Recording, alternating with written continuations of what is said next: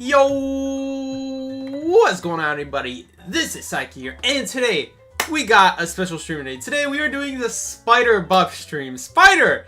Oh man, I have a love and hate relationship with Spider. So long time ago, for those who don't know with the history of this game, Spider used to be the worst hunter in the game. She used to be a D tier hunter. She's literally the worst hunter in the game because she had to manually drop where to start and end the web. It wasn't like how it is now where it auto places between walls. It doesn't do that. It didn't do that. Then they buffed Spider, and she became the most stupid, broken hunter I think this game has ever seen. Even more busted than Opera Singer.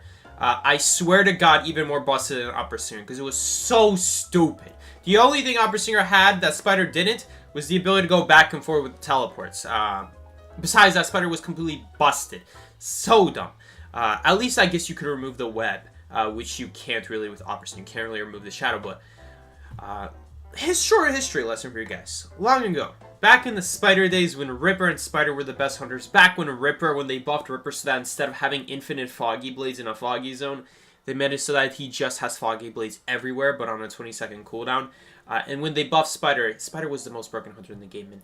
And they had to keep nerfing Spider, and eventually they nerfed Spider to the point where everything she does is just so slow. I feel like the biggest nerf to her, though, was that they reduced how fast the first web made her. So the first web, well, the webs, a lot of changes. The webs used to be infinite. They used to last forever. The first web used to give her way more speed than it does now. Same with the second one, I'm pretty sure. And then henceforth, the third one is also... I suppose the third one's left unchanged. But the first and second one, it meant that you never had to use 3 triple webs. And then one more thing, what else did they do? I guess back then it was way faster to destroy webs. Like when you had a web on you as Survivor, you could take it off way faster than now. But that was after they nerfed Spider like crazy. What made her so different? I forgot exactly. But basically, they buffed Spider now so that she has longer web. She's faster for longer. Instead of being faster for 2 seconds, it's faster for 3 seconds, which is actually pretty good. Because the old Spider, the way the old Spider used to work is it's a lot like Axeboy. Old Spider and new Spider. Okay, I'm talking about the same Spider. But the way Spider works is a lot like Axeboy. You know, you get a huge boost of speed, and it gradually diminishes. Same with Nightwatch. Same with Axeboy. You know, you might still have the timer in the top left showing that you're faster, but it's going down with each second. So that it's like a calculus problem, guys. It's like slowly, it's like constantly going down at a constant rate. Horrible memories. But anyway, we're going to be playing that today, which is nice because now your speed boost essentially lasts 50% longer.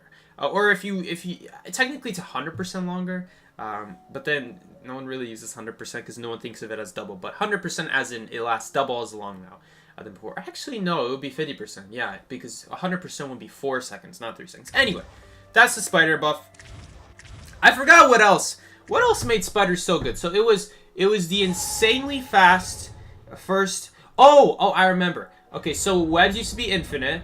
The first and second webs used to speed you up way more, which meant you interacted with everything way faster. And then what's the last change? The last thing that made Spider so good is that she only needed 1 web to constantly maintain max speed bonus. So right now, the way Spider works, they changed this a long time ago now. But ever since they changed it, it's kind of dropped Spider like crazy. She can no longer keep stacking webs from the same web. So sometimes, long ago, you'd notice that sometimes what spiders would do back in the old days is they would just drop 1 web and they would always speed themselves up with just a single web. They used to be able to do that. And then they made a change so that if you use a web to speed yourself up, you have to use a different web to keep that stack going. Because what it used to happen was that you'd have spiders who'd get triple stacks of web speed, and then they'd only place 1 web after that once they have you cornered so they could constantly keep going back and forth, and that 1 web would keep them at triple stack because they could keep reusing it. Now they made it so that if you want to reuse the web, you have to put at least 2. So that way, if the game realizes you're touching one of them, at least it knows you're also touching the other one. Which was a huge nerf, because it meant that instead of using 17 web for something like that, you now have to use 34 web. I'm not sure about this, but maybe they made it take more cost to place a web than before. Right now it's 17. I have a feeling it used to be 17 before though too, so... Spider buff song win. By the way, when Spider got buffed, me and my brother, when we played the game, He made a song for the spider book. It was so funny that the worst hunter in the game got a buff. Now, unfortunately, she became a stupidly broken hunter, so none of us were having fun afterwards. After we realized what we were in for. But a long time ago, my brother made a spider song for honoring her spider buff. Kind of like as a joke, because everyone thought of Spider as a gigantic joke. It was literally worse than Helmber. I don't know, maybe, I think Helmber was slightly better. But, look at that. You know, that 1 second, you never know, it really might make the difference. That buff went through, right? I'm not being crazy, right? That buff did go through. Am I going crazy? Uh-oh, lag. What the heck? Dude, okay, I'm gonna say this later, but I'm gonna finish the spider slime. Someone actually told me, oh, Psyche, could you fill out this form for lag? And I never noticed lag before in my game. And then ever since they asked me that day, I have never stopped getting lag in my games. I swear that person put a curse on me. Right there, I lagged again earlier. I guess it did. I mean, it didn't make a difference there, but I mean, every second, look, what is this? I feel it. It's probably not as easy to see, but yes, it is 3 seconds long. The web is 3 seconds long. Okay, that's a little bit annoying, but oh well. Because here's the thing, you never know. Okay, let's get that double web. So you see right here, guys, when I walk through the web, it doesn't refresh the timer when it's the same web. I have to walk through a different web. And then if I want to keep this boost, then I can't use this web anymore. I have to go walk to a different one now. And then this one. So what old spiders used to do is they used to just put a single stack of web, and that single stack of web, they just sit here and they keep their triple stack. So they changed that a while back, and it really hurt her ever since then. And then there's a whole bunch of other nerfs they did. Like, they nerfed her pallet breaking speed, then they nerfed her pallet breaking speed, then they nerfed her pallet breaking They basically nerfed her pallet breaking speed like 3 times. And then they nerfed her window speed. And then they nerfed her window speed. And then they nerfed her window. She is now the slowest window vaulting hunter in the game. It's actually kind of funny that they kept nerfing it. Seriously, what is this? What is this lag? What is this lag that I'm experiencing? The ping still says green, but the lag definitely doesn't feel like it, which is really annoying. Because now it's actually that's another problem with Spider, is that if there's people nearby, you can't really drop your web. Else they just immediately consume it, and you don't really get good value from people consuming your web.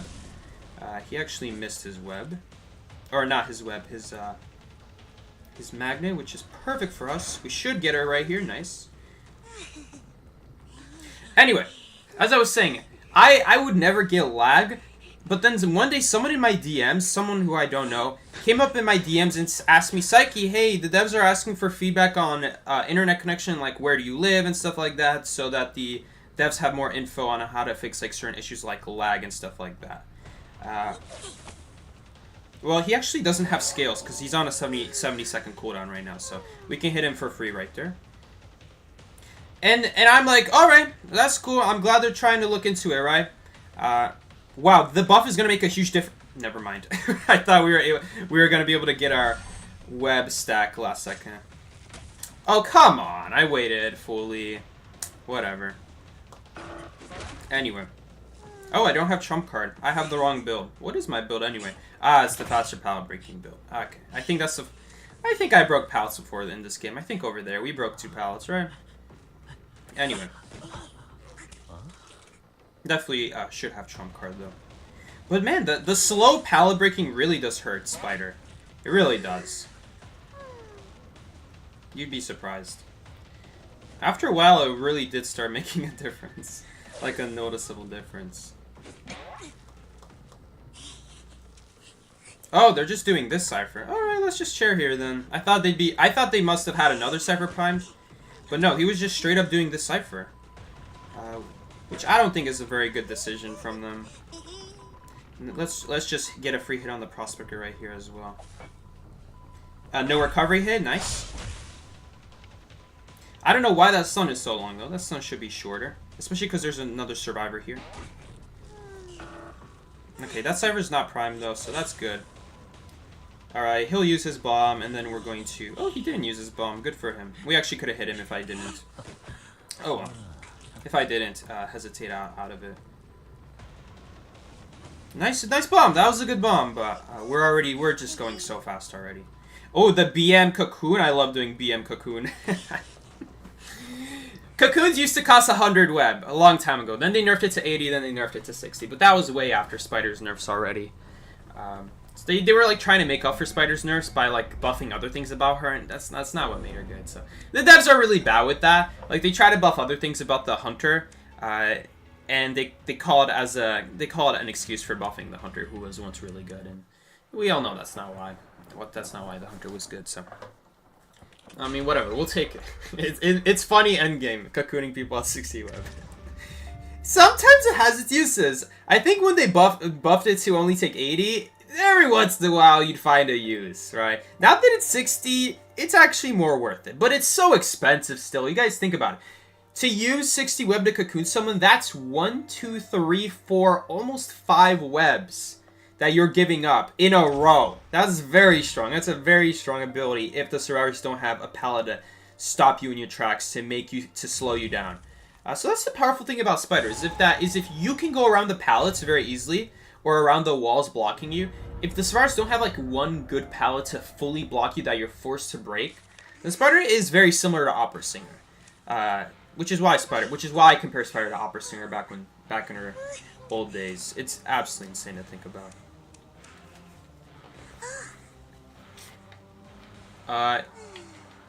Yeah, you used to be able to crawl out of gates with Cocoon, I'm pretty sure. I don't know if that was ever the case. I don't know if I ever read that in the patch notes, but I think you used to be able to do that.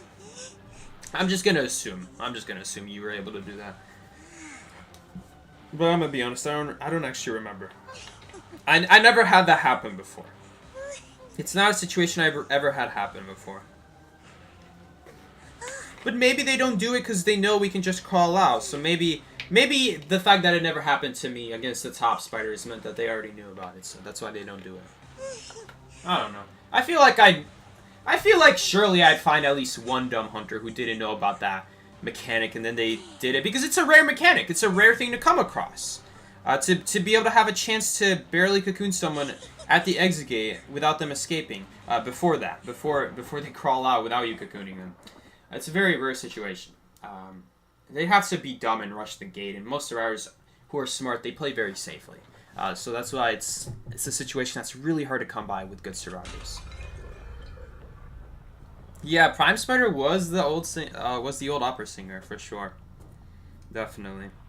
Again, the only difference was that Opera Singer has the ability to move around way quicker when it comes to well, not necessarily, but just when it comes to what's it called, the teleport feature.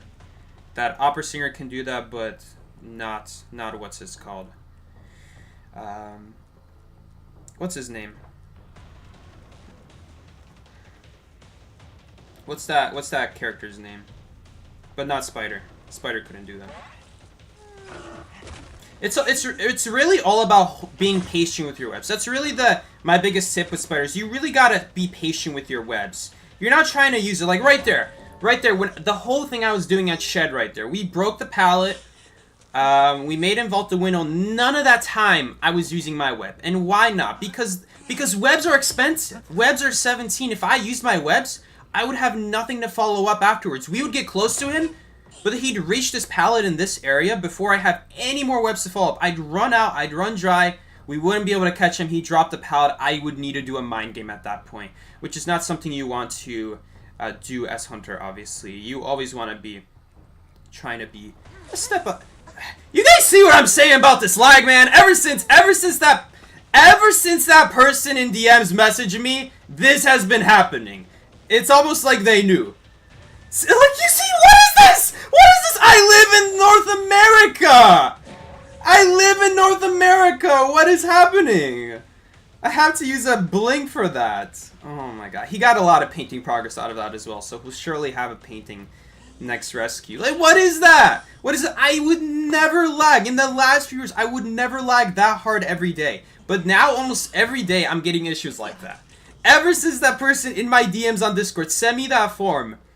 Hey, Psyche, are you lagging in game? The devs would like to know in this form. And I'm like, alright, I'll fill it out. I'll let them know what I think. I still haven't filled it out because I'm kind of afraid it's a scam, not gonna lie. It was kind of scary because it really came out of nowhere. I really don't know this person. But, dude, ever since that day, literally that same day, actually, I played the game and I noticed lag. And then the same thing would happen. Terror Shock? And then what? The same thing would happen the next day. And the next day. And the next day. And it's just like the little things. It's the little things. Like, it never lasts for more than 5 seconds, but it spikes. And it's so annoying. So this guy is immediately dead here. We'll wait for Flywheel just in case. There we go. Beautiful. Read him like a book. But like, this is the problem with Spider, is that now what do you do? We don't really have the upper hand once you kill your first survivor, because it's always such a struggle trying to stop these last 4th or 5th Cypher machines, even on the small maps. I'm almost thinking about maybe Warp is a better idea, but the problem with Warp is that it's your timer is still going while you're traveling in Warp, and by the time that Warp finishes, you're probably already out of the timer, so... Oh, nice! We barely got our stack there. So, you guys saw that? So, instead of me using a second web and still being stuck at 1 stack, we barely got a second stack right there because of the spider buff, actually. Which is kind of crazy to think about. No Tonight is here. Let's go check on this Cypher real quick before I pick her up. That's the thing about this Hunter. You really gotta pressure the Cyphers more often. Once we reach this point of the game, if you want to win the game... Because here's the thing, we're going to almost tie no matter what, now that a person's knocked down. So we're really just trying to pressure the survivors, and once we know they reach... Honestly, I could have committed to Enchantress more, but all it would have done was force a stack out, and then she would have vaulted the window. Maybe, I guess, since we're playing Spider, we could play a little bit more aggressively, but... like, that's the thing. That's the thing about, that's the thing about these survivors. Okay, unfortunately, Barmaid has crows, so... We'll pick up now, I suppose. Since we know where the survivors are. Once we know where the survivors are, honestly, I don't... If she drank that before I picked up, I shouldn't have picked up and blinked there. But honestly, why would a survivor drink in front of me like that? I guess I should have kept an eye out just in case, but... Okay, so if she doesn't dodge this, I guess, maybe like bait for a flywheel or something, but I really should have swung at her, because even if she used the flywheel, she would have been dead at the second hit. So there was no reason to swing away, to be completely honest. I'm actually going to save this target. I'm going to hold on to her. And, here's what we're going to do.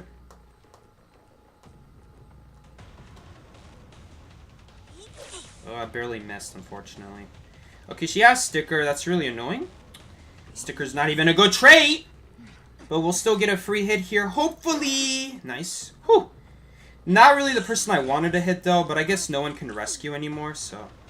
That's the important part. That's a knockdown. Easy knockdown.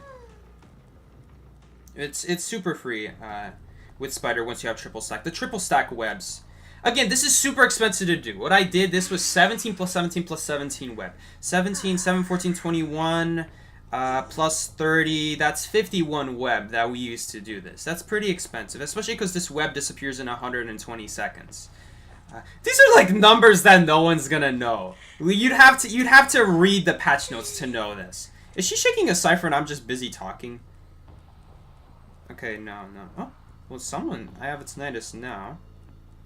I don't know what this Barmaid is doing. Let's just play it safe. We have our person on chair. Cyphers are not shaking. Psychologist, Psychologist should have a self-heal, actually. She never used it. The one chance she had, she tried to have Barmaid pick her up, and Barmaid didn't do that. I see the Barmaid right now. Let's try to get a nice web right there. Beautiful. Yes, Spider can do that, believe it or not. I know. I was not happy about finding that out when Spider got her buff. Yes, she can do that with the log. I mean,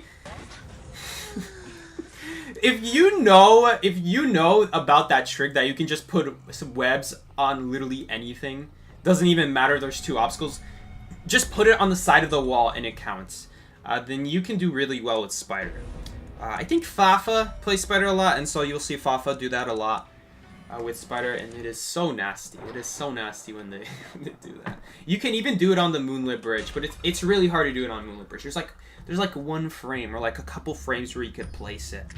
It's really hard to nail on something like Moonlit, but on Shed or on something like a map like Church, I don't know what's with the Church walls, but the side with the brick walls, that side of the map, I don't know what it is, but you can basically put a spider web on anywhere on those walls. And I'm not even talking about between the wall, just on the side of the wall.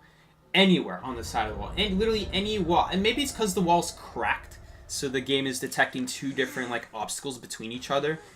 Oh, man. It is crazy.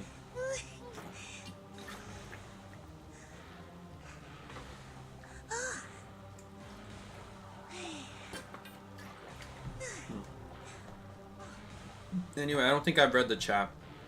Oh yeah, the Spider buff song. In celebration for Spider's buff, the first meaningful buff. This is a huge buff for Spider. Because the hardest part about Spider is that you have to find multiple areas in a row where you can put a second and third web down before your first web runs out.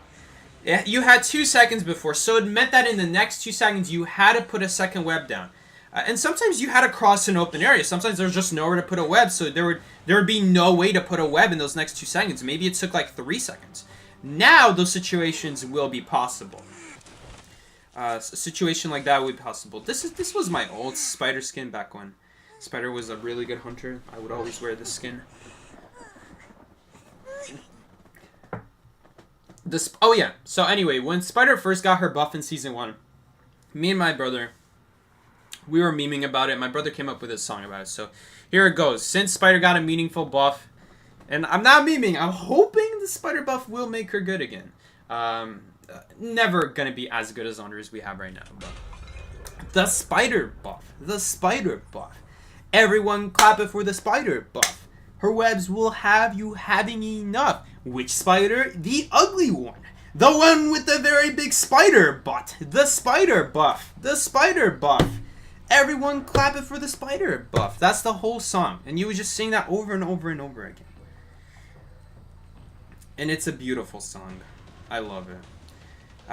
If only I could see this gardener. It's almost like there's like a gigantic bubble surrounding her.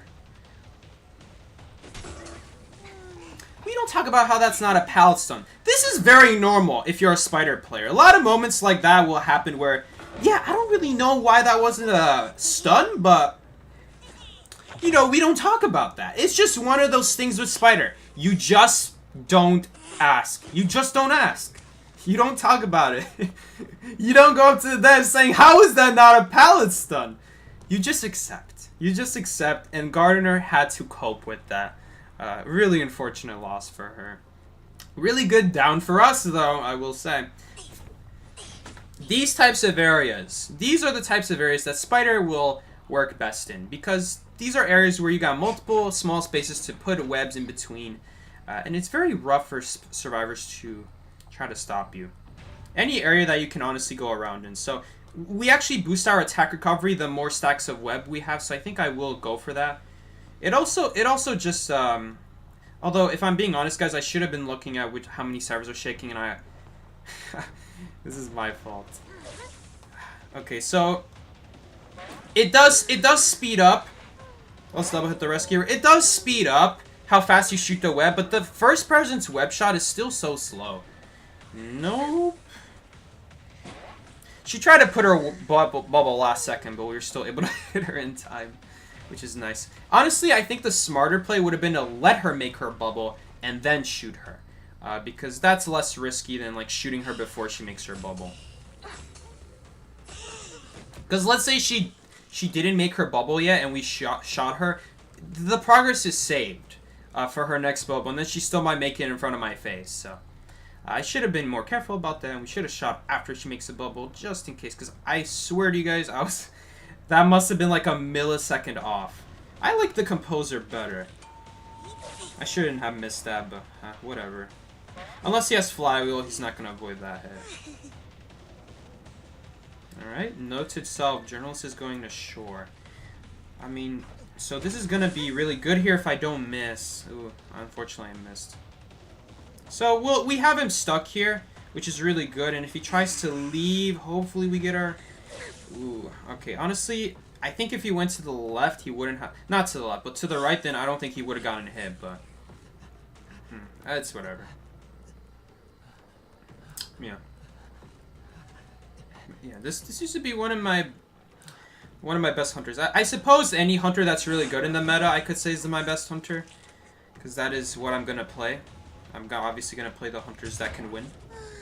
So that guy is not rescuing. That's just a pallet, little bro. So let's get rid of this pallet. I should really be paying attention to if someone's rescuing. Because little bro gives tinnitus, but so do other survivors. So I should really pay attention. They're down to 1 cipher here. So let's just make sure that no ciphers are shaking. But from what it sounds like this cipher at shore was their cipher. So we'll see here. Ooh, she walked backwards. We'll get our spider buff back here, right here. Hopefully we can hit her. We barely hit her with the spider buff. Let's go. The 3 seconds really made a difference there. Hold up. Whew. Get that. And we should hit him. Ah, we didn't hit him. Oh, well. It should still be dead here. My bad. I didn't realize hitboxes work like that on the stairs. Oh, well. A little bit bad chase there, not gonna lie. We really should have had him down way sooner. But the nice thing about spiders is that we can carry people around very easily as well. So let's just go ahead. How you guys doing? How you guys doing? You guys doing okay here? Honestly, Spider is a pretty good contender for the only balloons challenge. No chairing survivors. It might have actually been better than Blood Queen because, oh man, Spider is so good combined with webs.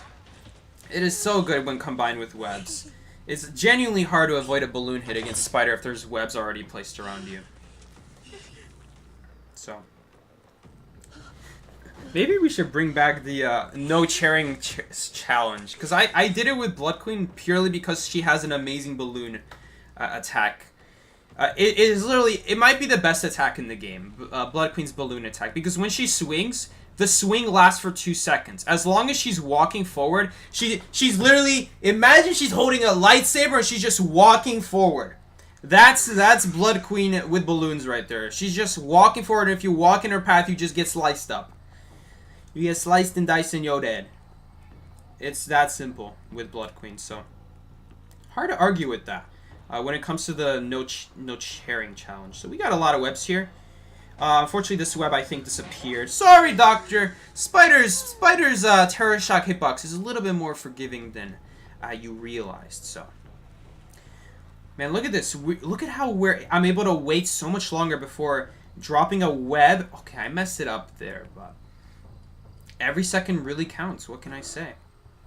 Every second really does count. Should we end this game? Should we pick up the Doctor? Nah, that's boring. Should have had Trump card on a map like this. We really don't need the, you know, the faster pallet breaking on Lakeside, but whatever.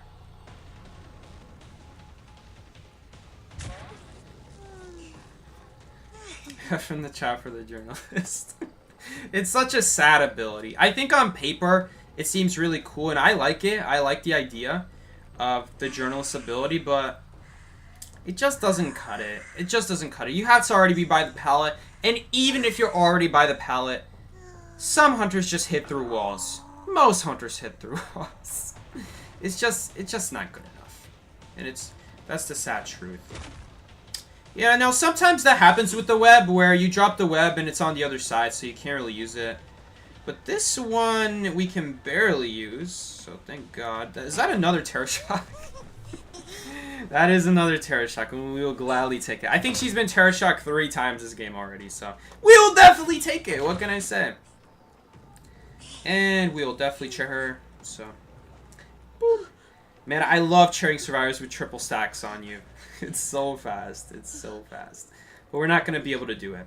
But, I mean, it's still a huge help. Imagine she's just sitting on top of dungeon. All this was a waste of time. Okay, but Doctor's not dead, so it doesn't make a difference. I believe these webs already disappeared here, but we'll see. Should have put a web on that hay bale, but I thought we'd be able to. No, the webs are still here. They must. They got to be about to run out because they only last 120 seconds. Hello! If I had more web, I would be MU Cocoon. But, oh well. We'll just cheer you.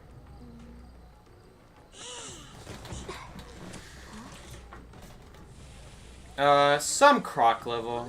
I'm just some croc tier. I try not to play Hunter because I don't want to get fast matches when a Hunter comes out. let's say a hunter gets buffed like crazy and it's worth practicing that hunter. Or a new hunter comes out that's really good. It's very important as a survivor main that you play that hunter and you play that hunter a lot. So that way you know the limitations of that hunter, you know the strats. Just seeing from the hunter's perspective as that hunter helps a lot, so. I don't want to wait 5 minutes on a quick match. I keep my hunter tier low on purpose so that I don't have to wait more than 1 second for a match. On quick match. But in rank, it also only takes 1 second. So I'm a croc one. At least Cobra. I don't even think you can get resets to Cobra. Can you get a reset to Cobra? If you just never play the tier? If you never play that faction, could you eventually get a reset to Cobra? I think you get stuck at Spider... not Spider. At Croc 3. I'm pretty sure you get stuck at Croc 3 forever. There's a certain point where you just don't reduce your tier anymore. They banned Hermit. Chinatown. I think we will... there's a couple... There's like that hotel pal that's really annoying, but... I don't think we're going to take it. We could go warp here. It's an interesting idea. You know, especially when survivors are far away and I don't want to waste my webs catching up to them, because if I do that, I won't have webs for when I'm actually near them. Because that's the problem with spiders, that if a survivor's far away, you just kind of have to hold on to your webs if you only have like 60. If you have like 100 and 120, something like that, you could start just spamming webs and you'll reach them and you'll still have more for the second hit. But if I use all my webs just to catch up to them and not actually hit them, that was a huge waste of webs. I'll be at 0 webs. And we'll be in trouble. And so maybe Warp can fix that issue of just having to walk after the survivor. We'll see. It's Chinatown, so I'm not as scared about the Paladars. I'm more worried about mobility. Like, I see a survivor in the distance, but I just don't have anything to catch up to them with. So the Warp will hopefully solve that issue. I'm trying to think about, because here's the thing. I don't want to just put a trait on a hunter and call it a day. Like, oh, Blink is always better on Spider. Oh, Warp is always better on Spider. There's a couple hunters like that in the game. But even hunters like Geisha, who teleport twice as fast than every other hunter, even then, they don't often start with teleport. Just because it just doesn't always make sense. So, I believe a survivor does spawn here behind tunnel, but it's going to be annoying trying to find them. We'll see. Maybe they run into me. Okay, is anyone there? No, I don't see anyone there. Imagine they're in the locker. It's a Gravekeeper, unfortunately. So we do have a mechanic. That's nice. Mechanic will help us out to make the survivors decode slower. I'm not joking about that.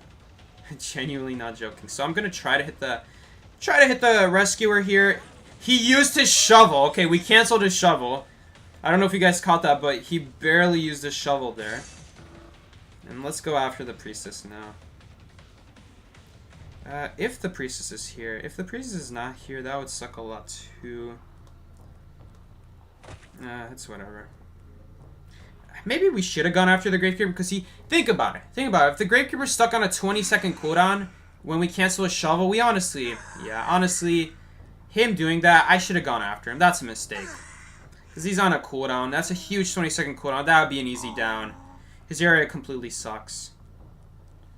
Oh! Would you look at that? Oh, would you look at that? We found him. He came right back to us. Alright, so hopefully we don't find Mechanic. I do, on the other hand, want to find Mechanic's doll, and I think this is it. I think this is the Mechanic's doll. Yes, it is. Now Mechanic is... If she wasn't useless before, now Mechanic is genuinely useless. The only good thing about Mechanic is rescuing. She's horrible at decoding now. I don't even have to destroy that. I don't even have to destroy the robot, because the thing about a Mechanic nowadays is the robot just runs out so fast, you only have to destroy it once for it to be almost worthless. Man, he dropped these pallets here. I'm wondering why he's not using them. That's so annoying. I hate this about Gravekeepers. That's actually really tough trying to track him in a shovel, especially around walls like that. Hey, guys. Alright. So, since we shot the Gravekeeper with the web, we actually see where he is. So, I'm literally just gonna chair her and then just go right after Gravekeeper. So, and we have so much web. We have so much web to do it, so I'm not worried at all. I don't know. I shouldn't have taken Trump card. Oopsies. Does he know? Okay, so he's gonna drop down early. I would love to hit that priestess, but we don't have time. I know that she's there, but we just don't have time. Okay, is anyone rescuing behind me? Okay. Alright, she's over there. I'm gonna hold on to him. Because again, Spider's got an amazing balloon attack, and I'd love to keep it. The robot is actually there. God dang it, robot. When robot is actually being helpful. Oh! Oh, the second! I know you did not heal that fast. So priestess is actually by the mechanic. So this is a free chair. Okay, so I know for a fact mechanic could not heal herself that fast and control the robot. So we are immediately gonna chair, and we're just gonna go across the map. They're not gonna rescue coordinator, and I'd be surprised if they make it to the Gravekeeper. If mechanic starts running immediately, she will make it. Otherwise, she's not gonna make it. And honestly, I'm okay. I'm okay if they make the rescue. Because if they make the rescue, no one is decoding. We have the pressure on the survivors already. It's too late. No matter what they do, it's gonna be too late already. The only way is that, let's say, we never find neither of them again. Let's say mechanic rescues Gravekeeper and they perfectly hide for the rest of this game. Maybe, but they're still out for ciphers, so. And they have a mechanic on the team, the worst decoder in the game. So, funny how she's a decoder role, but anyway. I hate mechanic so much. They didn't have to do her that dirty. I would have liked it if they made mechanic where her main body decodes very fast, but her bot just sucks. Because the problem with mechanic is that the bot is just too good at its job. You could die as mechanic and it wouldn't matter. They would always pop a cipher with the doll, and it just wasn't fair for the hunter. It meant that you have to find the bot or you're dead. And it really sucks. It's really unfair. But they also made the main body mechanic pointless, which means that hiding as mechanic, even if you hide as mechanic, it just doesn't do enough. Because your decode sucks. Priestess is going to be able to heal herself in time, unfortunately. It's too bad that I switched to warp already. Warp would have been really nice here. Oh well. But the teleport was so valuable too, though. Maybe we could do this, I guess. Oh well. I was hoping she'd run to hotel directly, but instead she took a portal across the map to a worse kiting area. Anyway.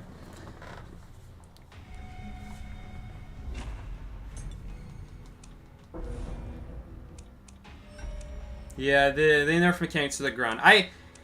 I do agree that I think mechanic needed a nerf. It doesn't make sense to me for a character to be good for more than a year straight, like best in the game, and that's how good mechanic was. She was the best for years on end. So she definitely deserved the nerf. But why is there no reward for hiding as mechanic? The thing that made mechanic so annoying in the past was two things. When you find the mechanic, her robot just decodes a whole cipher.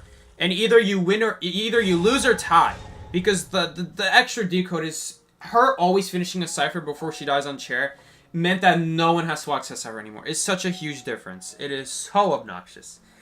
On the other hand, if you find the robot, it doesn't mean anything. You knock down the robot can still decode 2 ciphers with 50% progress. That was the old mechanic. That you could find the robot, knock it down, and you would still be able to decode 2 full ciphers before running out. That was a problem with mechanic. What I don't like about them nerfing mechanic is that not only they nerfed the robot, they nerfed her main body. They made it so the main body also decodes like garbage. Why? Why is that the case?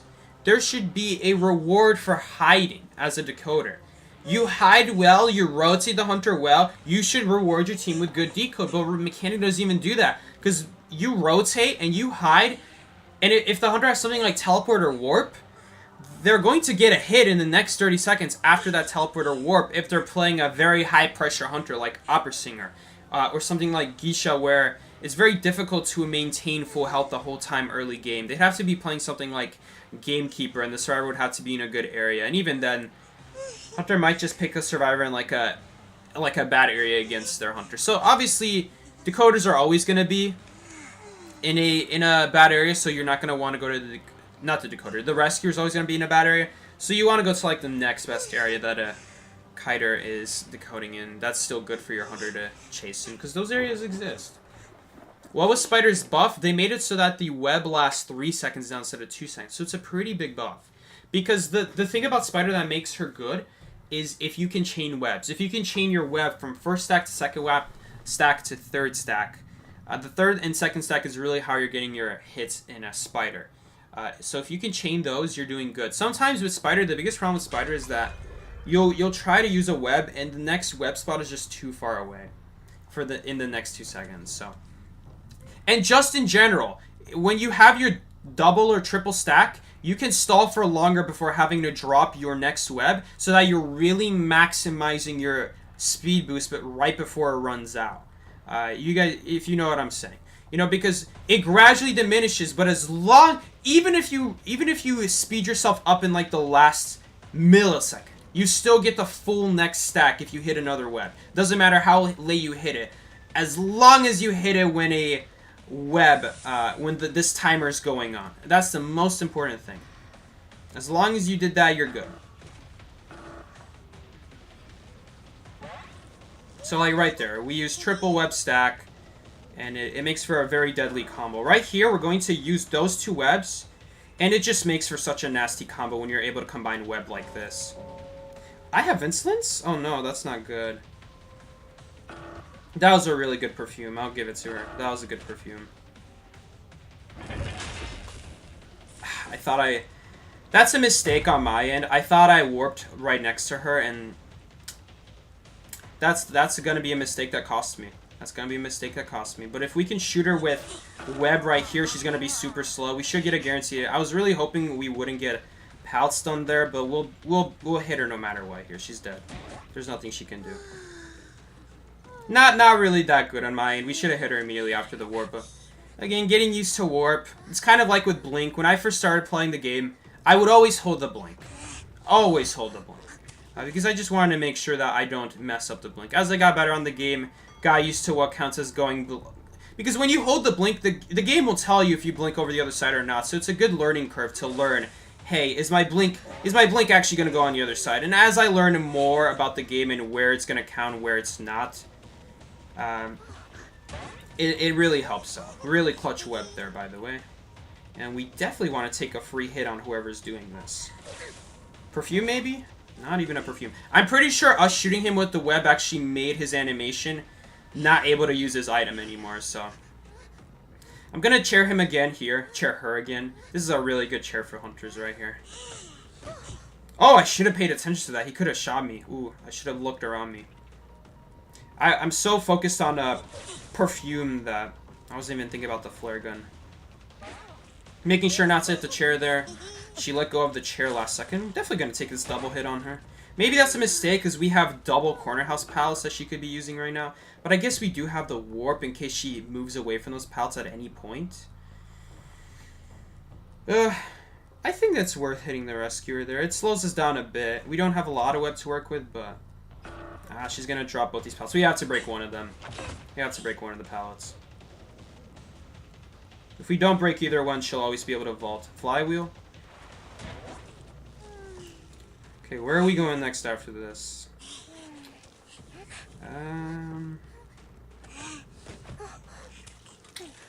Maybe we hold it for now? I mean, we know where Enchantress is, but they're about to heal up, and I know that, so we're not going to do that.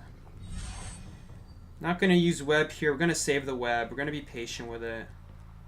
I'm going to be patient with the warp, too, because I don't necessarily know where they are. They're probably healing is my best bet. I'd love to get a web shot on this Enchantress if she goes for the window. Honestly, I should have gone for the Cypher. I didn't think he'd pop it in time, but... Should have gone for the Cypher. I thought we'd at least be able to hit her. Didn't even do that. That was an awful trade. I was like thinking maybe we can get a cheeky hit on her going for the graveyard window. And then she didn't even go for the graveyard window. She went in the middle of nowhere. That web disappeared in front of my eyes. I really want to keep the web here. Because here's the thing. Now if someone rescues... we'll have that immediate recovery. It also means that we're able to run up to the Enchantress before she gets that stack off. Which is like the most important thing. I kind of put it in an awkward spot, the web. So I really have to hug it. Or else I don't get it. Okay, we're just gonna try to maintain our web here. That's a knockdown. Again, if this was like the super old spider, the old spider would only need to drop one web there to constantly keep her web off of cooldown. I'm actually not gonna chair her yet. I want to see where this lawyer is. Is he doing the cipher? He was. Let's just chair her.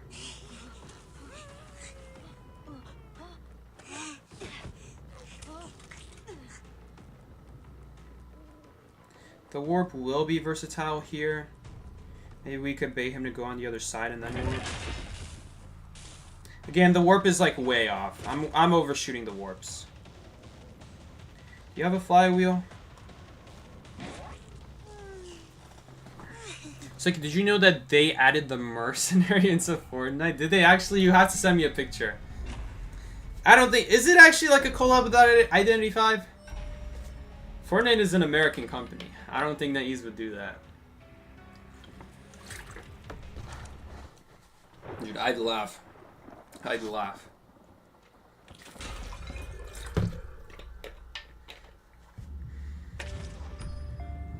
They'd be out here firing the American commentators, but making collabs with American companies. It's actually a leak of Hunter Mercenary 2, really? No, now you're making stuff up.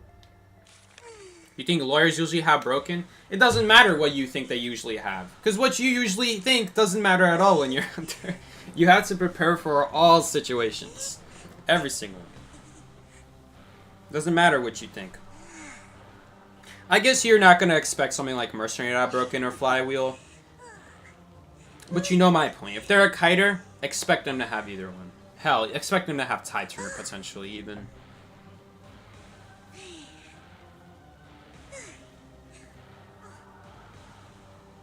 It's NAU, you need to consider all the worst builds. Even Lawyer, though. I could see Lawyer with Flywheel. You don't have to run Broken Windows as a Lawyer. Do I think it's better? Of course I do, but I also think Broken Windows is better in general. So, I mean, that's just me.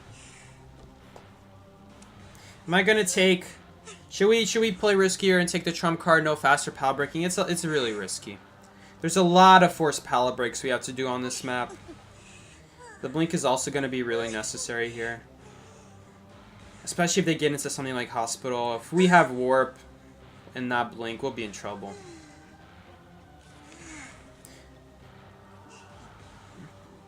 Alright, let's just do this.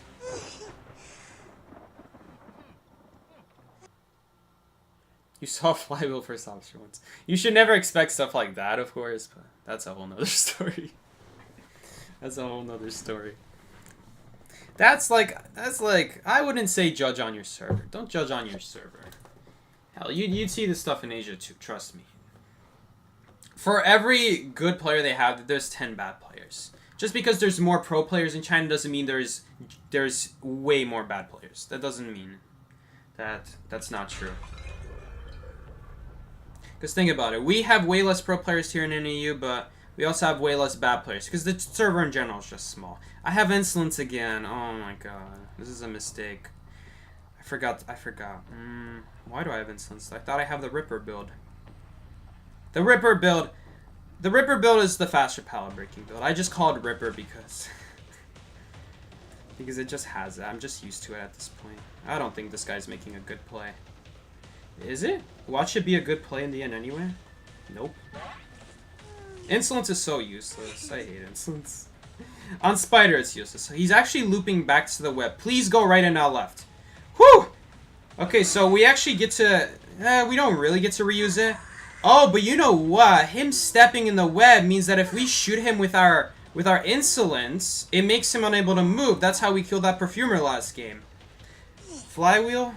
Oh, if he has Flywheel, we can't do much about this. He's still too slow, though. We barely killed him. That's the thing about Spider. The best way to counter Spider is to walk in her webs, but if she shoots you with her Insolence, that's the only way to get triple web as a survivor. Because as a hunter, you can get triple web from walking your web. As a survivor, you will never get triple web as a debuff. Because there's a buff as a hunter for triple web and a debuff as survivor. And if you get triple web as a survivor, you're just dead. You're just dead. You're just dead. You have to accept it. Unless you can remove the web in time.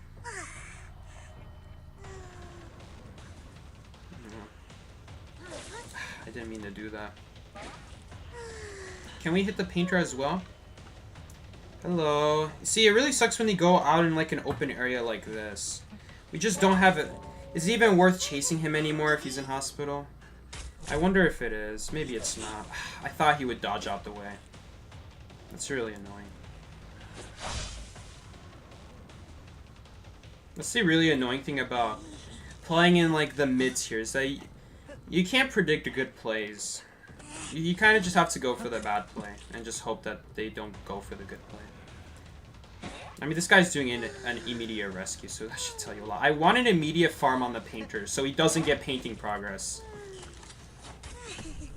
Normally I would like double hit the rescue or something like that, but not really necessary here.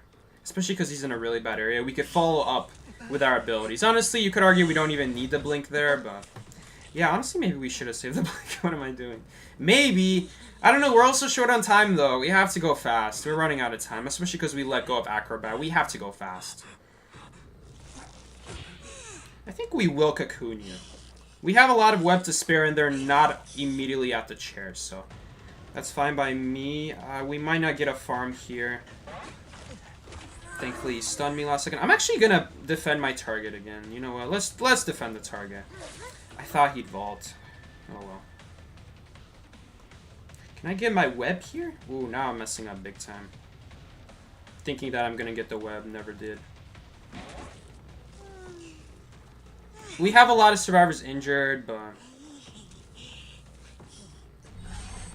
are we in a good spot here? We're in an okay spot. We'd be in an even better spot if I farm the painter or immediately hit the composer after I failed to farm the painter, but I actually failed to do both, so now we're in kind of a weak spot.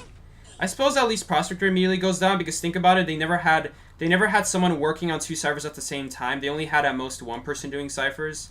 They had to keep switching people around so often that they never really had a chance to do 2 ciphers at the same time. At most, they'll be able to do 1 cipher at the same time. They'll never have 2 people decoding at the same time. They only ever had 1 person decoding at once, so it made things a lot better for us. Fun fact, by the way, Cocoon kills people 9% faster. That would have been a good flywheel had he gotten it, but he didn't. Man, the instant recovery is going to be really nice here, too. Just to immediately follow up. So, Cocoon kills people 9% faster. It's built in... not snooze. What's the Hunter version called? Does anyone know what the Hunter version is called? It's not called No Escape. It's something about prisoners. It's not confined. It's not... I don't know. It's called something. It's got like a survivor behind bars or something like that. I forgot what it's called.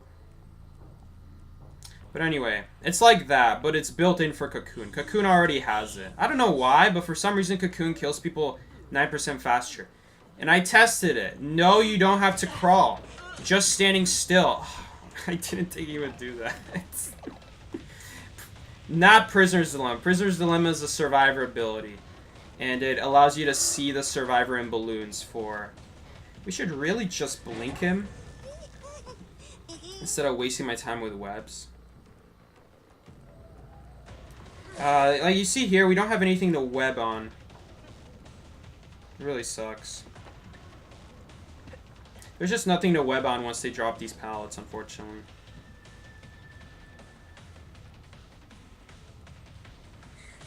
Again, I thought he'd go for the stairs. He's taking a dumb route here. So I'm actually losing out on damage because he's taking a dumb route. I suppose we get free damage, but I actually still lost my ability because of that.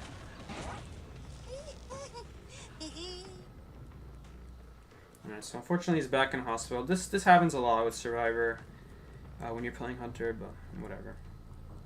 Alright, so he's choosing to go up outside of hospital. I guess he just wants to kite away from the Painter just so Painter can heal himself up. Maybe they are actually pretty close to having a Cypher primed here, so... He's really banking on the fact that Painter can heal in time. Maybe. I hope I didn't use web there. Okay, I didn't. Well, he's just dead here. Imagine they actually do have a cipher almost done. That'd be kind of funny. Alright. I'm actually not going to go directly to him. We're going to go this way. We're going to see if we get tinnitus. We do get tinnitus. Where is he now, though? Right, Acrobat never used self-heal. That's really annoying. There we go. Now we found him. He did get an ability. He got some sort of item. I don't know what item it is. We're going to chair him. That's an immediate kill. We probably didn't have to chair him immediately, but I'm just going to play it safe. Does Spider get a speed boost when walking through her webs? Yes, absolutely.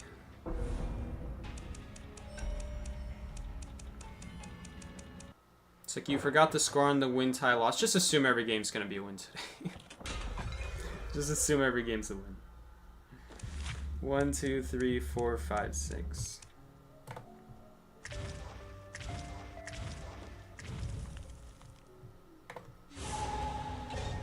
Also, I have to change that build. Although, honestly, the Insolence wasn't bad, that one Perfumer game. It would have been helpful against that Acrobat if Hospital wasn't right there. Like, let's say he actually got to a different kiting area that would have stopped me, but we can still shoot him with the web. Then the slowdown would make a huge difference. Just like against that Perfumer, that triple stack. Alright, I never finished that. So, as Survivor, when you walk through the webs... When you walk through one web, you get 1 stack of webs. When you walk through a second web, you get 2 stacks of web. The first stack of web only reduces your vaulting and your dropping speed. As well as your decode and healing, I guess, if you do those. The second stack of webs has the first stack of webs debuffs. It doesn't make it, like, slower. It just already has it, like, whatever it was before. That's the same for the second stack. Except now you also walk slower. And it's a lot slower. It's slower than Peepers, I'm pretty sure. It's a good noticeable difference. With Peepers, it's hard to notice them moving slower, if I'm being honest. But with this slow web, it really does make a difference. And the third stack is when they finally have both their movement speed and their interaction speed drastically reduced. I mean, you guys saw what happened to that Perfumer. That Perfumer dropped the pallet, and it took her... like 4 seconds to finish the animation. And then she vaulted over. And that took forever. So, you guys see how slow it is. You guys saw how slow it was for her to walk. Essentially, if you ever hit a Survivor with triple stack web, it's over for them. Now, there is good news for the Survivor. The first stack and second stack webs last for 40 seconds. But the third stack only lasts 10 seconds. So let's say they try to take a second to destroy the webs. It's way faster to destroy the webs because it only lasts 10 seconds. And trying to destroy it... Oh, I forgot to change the build. And trying to destroy it speeds up the progress by a lot. So that's the one good thing about Survivor. But if you ever try to stop in place to do that, and the pallet's not good enough, the spider's just going to go around and kill you. Honestly, we don't have to break this pallet right away, but... whatever. I want him to go to a better palette for me. Let's put it that way. Because that palette, we could get a hit on it, but it's expensive to do. It's start of game. I don't start with a lot of web. We'll also get rid of this palette. This palette is also going to be a little bit annoying for Spider if we don't have a lot of web. I'm really just getting rid of the good palette options for this Prospector, and we're limiting him to the options that will just immediately kill him. The moment we can stack up webs. Now, right there, I almost didn't kill him, actually, right there, because I didn't expect him to run out in the open like that.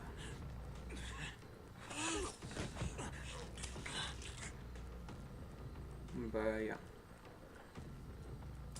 We'll see here. Warp would be really nice here, but all 3 servers are shaking. There's also no mechanics, so we know there's no one coding a third cipher. And still rescuing. Let's see here. I could use the blink. It's a shame we don't have warp. The good news is both those ciphers are so far away that if they try to go for the rescue, we'll notice it.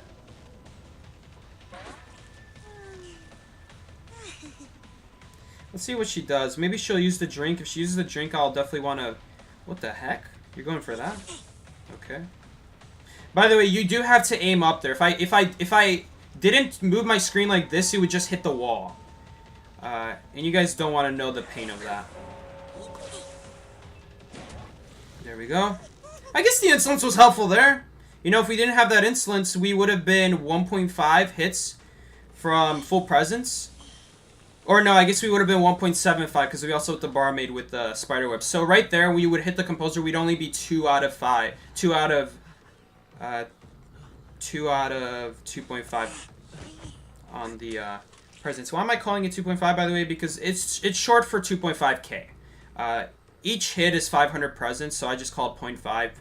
If you get 2 hits, I call that 1 presence, 1,000 presence.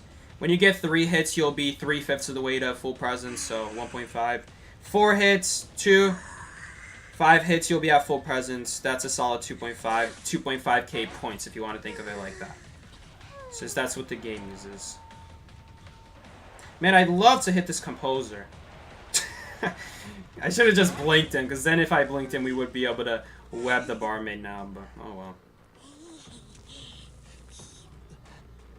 Oh well. We're still doing good here. We're still doing good.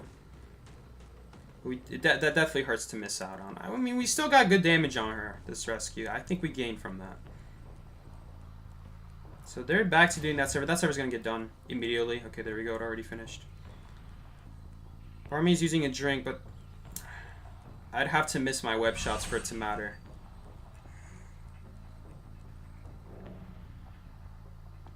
Alright, we're just going to play it safe. No reason to risk anything here. They're also not like shaking 2 servers at the same time, so I'm gonna play it safe. Honestly, I could have just left sooner there. Since I didn't get tonight's at like 90%, we could have left at 90%. But oh well. Are you gonna drop this? Okay, there we go. If I didn't have full presence web there, that would shoot too late. We wouldn't have shot in time. So she's not gonna use the pal. Do you have like a flywheel? Okay, so she only had the speed drink. She didn't have tides in her, right? I'm not tripping, right? When she rescued, she didn't have tide. Right, okay, yeah, she doesn't. Because when I blinked that composer in less than 20 seconds. She's still shaking that server. Okay, she just finished shaking it. Do I see her shadow here? Okay, imagine she goes behind that wall. That'd be pretty big brain. But I'm going to assume, especially with tinnitus, that she went behind church. Let's see here what she did. If only we could hit her with one more web, she'll be super slow. Alright, I never finished my thought. The only way to get triple stack on a survivor once... what? Why would you use the 1 stack? Average Enchantress. BM Cocoon now? And we got it before the surrender. Value. But anyway, I never finished this. The only way to get triple stack as Survivor, because I explained what it does, but I never really explained how you get it. You can't get it as Survivor by walking through webs. You don't walk through 3 webs and get triple stack webs. The devs thought that was too OP, so they figured the only way to get triple stack webs as a debuff on survivors is you have to shoot the survivor with your web shot when they already have 2 stacks on. So that Enchantress walked through 1 stack already. When we shot her with our web, she got increased to 2.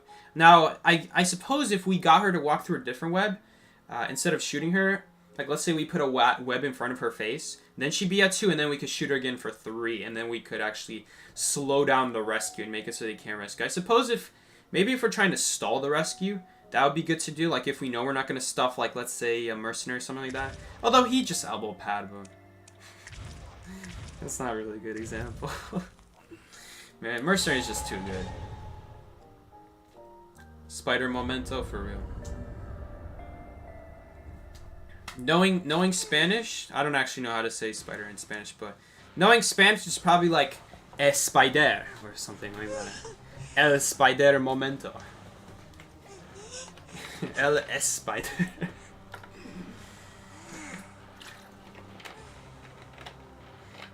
That's obviously not how you say spider. Great BM, I know. Great BM value. Knocking that survivor down into a web.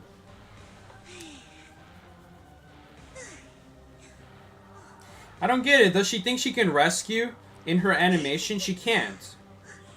I guess she didn't know that. I guess she tried to use one stack to save the rest.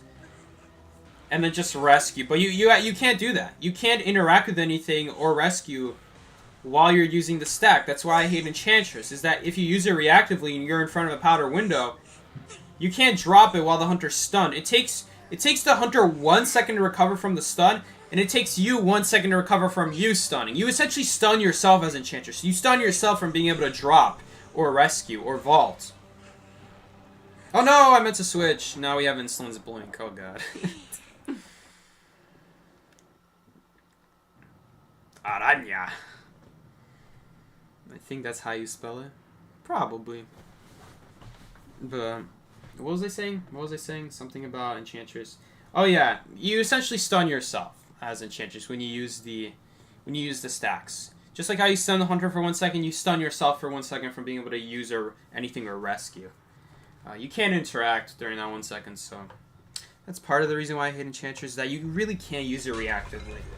If you use it reactively when the hunter's already next to a pallet and you're next to the pallet on the other side, and you choose to drop the pallet, you're always getting hit through. I guess unless it's like a photograph or something like slow swinging. Maybe in.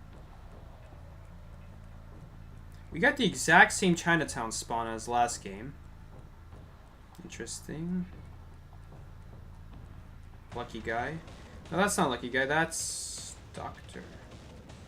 Nice. We barely got the web stack there through the wall. I was afraid we didn't get it for a second there. Okay, we should be able to hit her immediately here. Nice. I mean, that's just a really good situation for us. That is just an amazing situation for us. Like, look at the side she's using this pallet from. If she used it from the bush side... If I had to approach from the other side of that same pallet, from the bush side, I wouldn't really have great webs there. I could try to web on the bush, but it'd always leave me in an awkward position because I have to walk around so much. But the fact that we were coming from this side, though, this side meant that I could just put double web. I could easily go around either side I want. It's really good. Let's hit the rescuer if possible. But I just want to make sure we hit the doctor first because I don't want her to heal up or do anything fishy. The reason I shot that web is because I knew if he doesn't go for the vault at that moment, we're going to be able to blink him. Not a terror shock necessarily, but just blink him on the other side of that wall, and I'd be happy with that too. So I purposely delayed my web shot there because I'm expecting him to wait out the web shot, expecting me to shoot immediately, and I delayed it there, and I made it so that if he waits any longer and doesn't go for the window still, he's going to get hit by a basic. But I also shot it at a time where if he goes for it at that point, he's also going to get hit by the web, so he has to choose either one. If he vaulted the window after he dodged it, because he could still dodge it, I suppose. But then we use our blink. I mean, we never used our blink yet, so we definitely want to use it. I'd want to use it at least, because it's not doing us any good just sitting in our inventory. Get the triple web. Nice.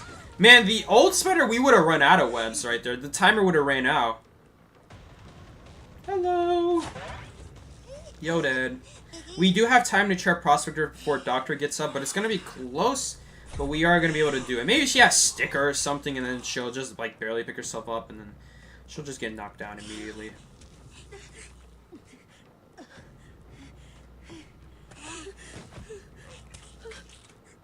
Alright, she's dead. She died. Oh, she let go! No! The recovery didn't make as big of a difference as I thought. Do I not have Max Berserker? Max Berserker plus triple web there. I should have been freed already from my recovery. Aw, man. I mean, I guess that's okay. Oh, well. She's making me go backwards again. Okay, well, she's still dead. Do I want to use a blink here to catch up to Prospector? Nah, let's just go around. We have these webs here to speed us up.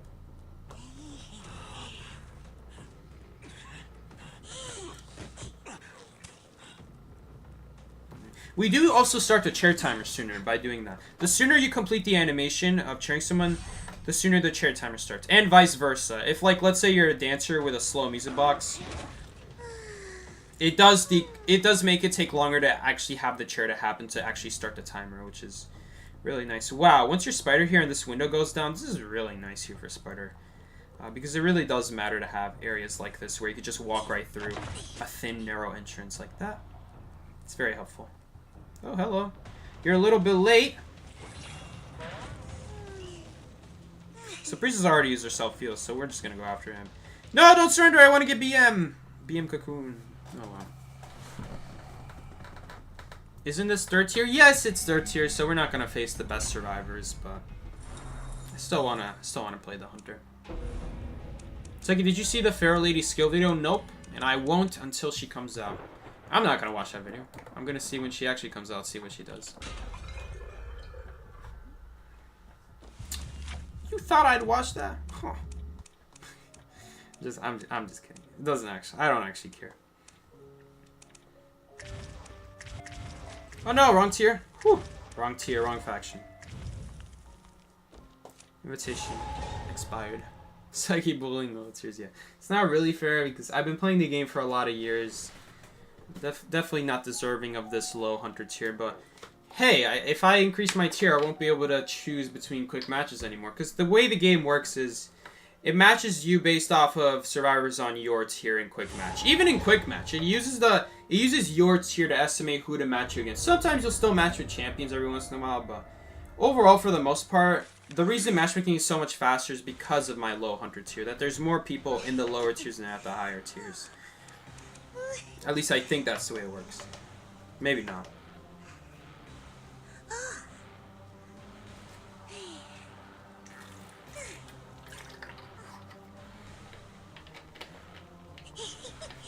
Spider definitely one of my more favorite hunters, though. I really enjoyed playing Spider back when she was a really good hunter. One of my favorites. Same with Ripper. There's a lot of outplay potential with these kinds of hunters, and I really like these kinds of hunters. That's why I hate Blood Queen. That's why I hate Anne. There's not a whole lot of outplay potential. You're just kind of limited by, do you have your ability? Yes, then you'll get 1 hit. Do you not have it? Then you get 0 hits. But with these kinds of hunters, like Spider, depending on the way you use your ability, even 1 web might be enough to get a hit, depending on how you use it. Maybe they're in a really good kiting area, but you just barely managed to get a triple stack web hit in, and that's a huge difference maker.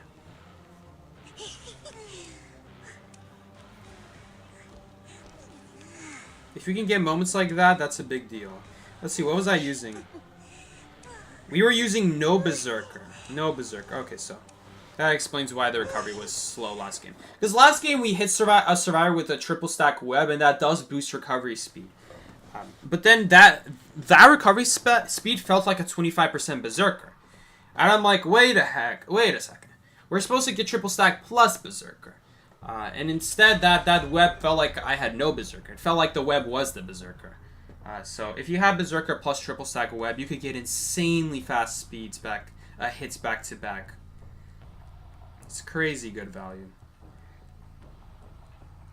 Really like using Berserker on Spider.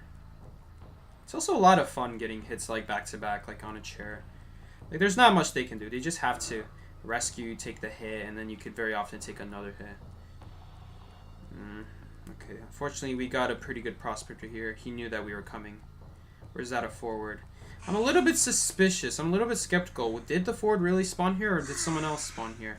There we go. Someone else did spawn here. It was the prisoner. This is a good prisoner player. He already knew to hide.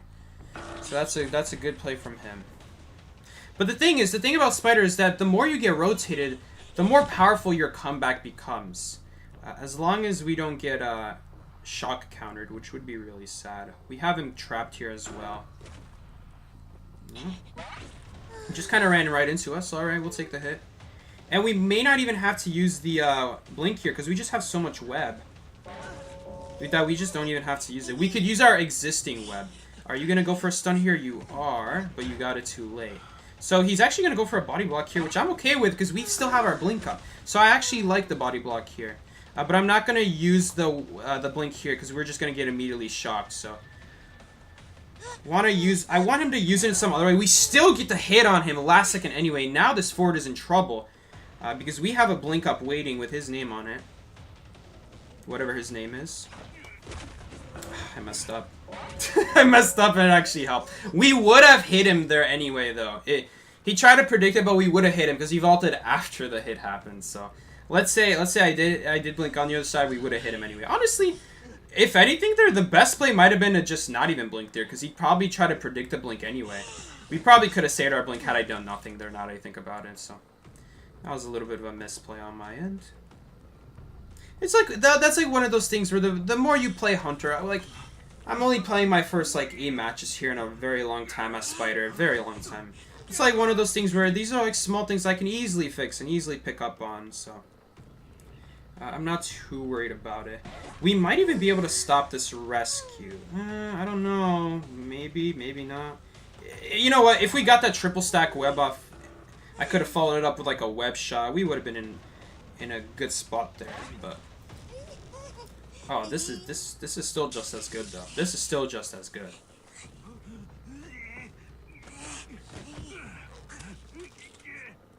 We kind of have to use our web there, even though I know he's gonna football. It's just to force out a lot of football. For the price of 2 webs, it's probably worth it. Basically, canceled out the blue box there. Really nice. The nice thing about Spider is that no, my webs disappeared. That's really sad. Old Spider, that was not a problem. My webs disappeared. I was reusing those webs a lot. Those are some valuable webs that whole time. I mean, we got these webs now though, so I think we're doing all right.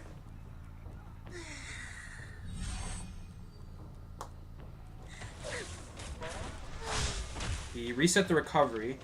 That's going to be a long stun, though. Unfortunately, there's a tree in the way. That's a hit. That's another anti-recovery. And he's dead. I thought I missed there, but I looked away for like half a second. I'm like, wait a minute, did I miss? And I think that game is going to be it. Pretty good start there. Like, bad start, but good comeback. That's the nice thing about Spiders. That if you get rotated, it's kind of like with Sculptor and Bonbon, where the more you get rotated, the more ability you have ready to stack up against your opponent, which is something I really like about these kinds of characters. When you go against these survivors who rotate, you benefit more the more you get rotated. But with Spider, that's especially true with Spider. I don't even actually know if this prisoner's actually here right now. I don't actually even know. Oh, I hear him, because prisoner's super loud. He is so loud. That in itself is like its own debuff to not play prisoner. When he's injured, he is so loud. The moment I walked past him and he made that grunt, I just heard him. No other survivor does that. It's absolutely ridiculous. That on its own is like a reason not to play prisoner. I don't know. Let's just break some paths. I like it. It's satisfying for me. There should be one more pallet here. Screw chasing people. I just want to break pallets.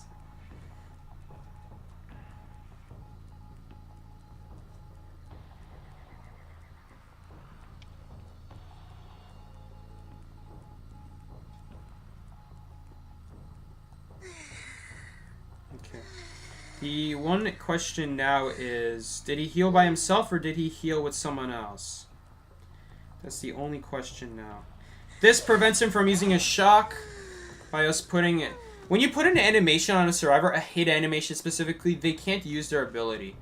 It used to be that they couldn't rescue either, but that was a long time ago. They changed that. I was going to do a guide on how to get rid of that so that you can do instant rescues after a hit. Because what a lot of people struggled with is they get hit by a Feaster Tentacle or Ripper Blade. They wouldn't know how to cancel the hit animation. They just always get double hit. Nowadays, that never happens because people just spam the rescue button. That's my best advice. That's still my best advice. But back then, you couldn't spam it. If you spammed it... Whoopsies, I thought I hit the teleport button. Back then, if you spammed it... it wouldn't do anything because you're stuck in an animation. So I found a way to cancel it, and I was going to do a video on that, but they literally changed it a few weeks before I was going to do the video. And, you know, I like that they did that. I much prefer that they do that. than the whole thing that I had to do. Because you had to have good ping. If you don't have good ping, you're never going to get it off. And on top of that, you could still mess it up. It's like a very specific thing. As soon as you get hit by the hunter, you have to stop moving and then walk again. And that'll always cancel it.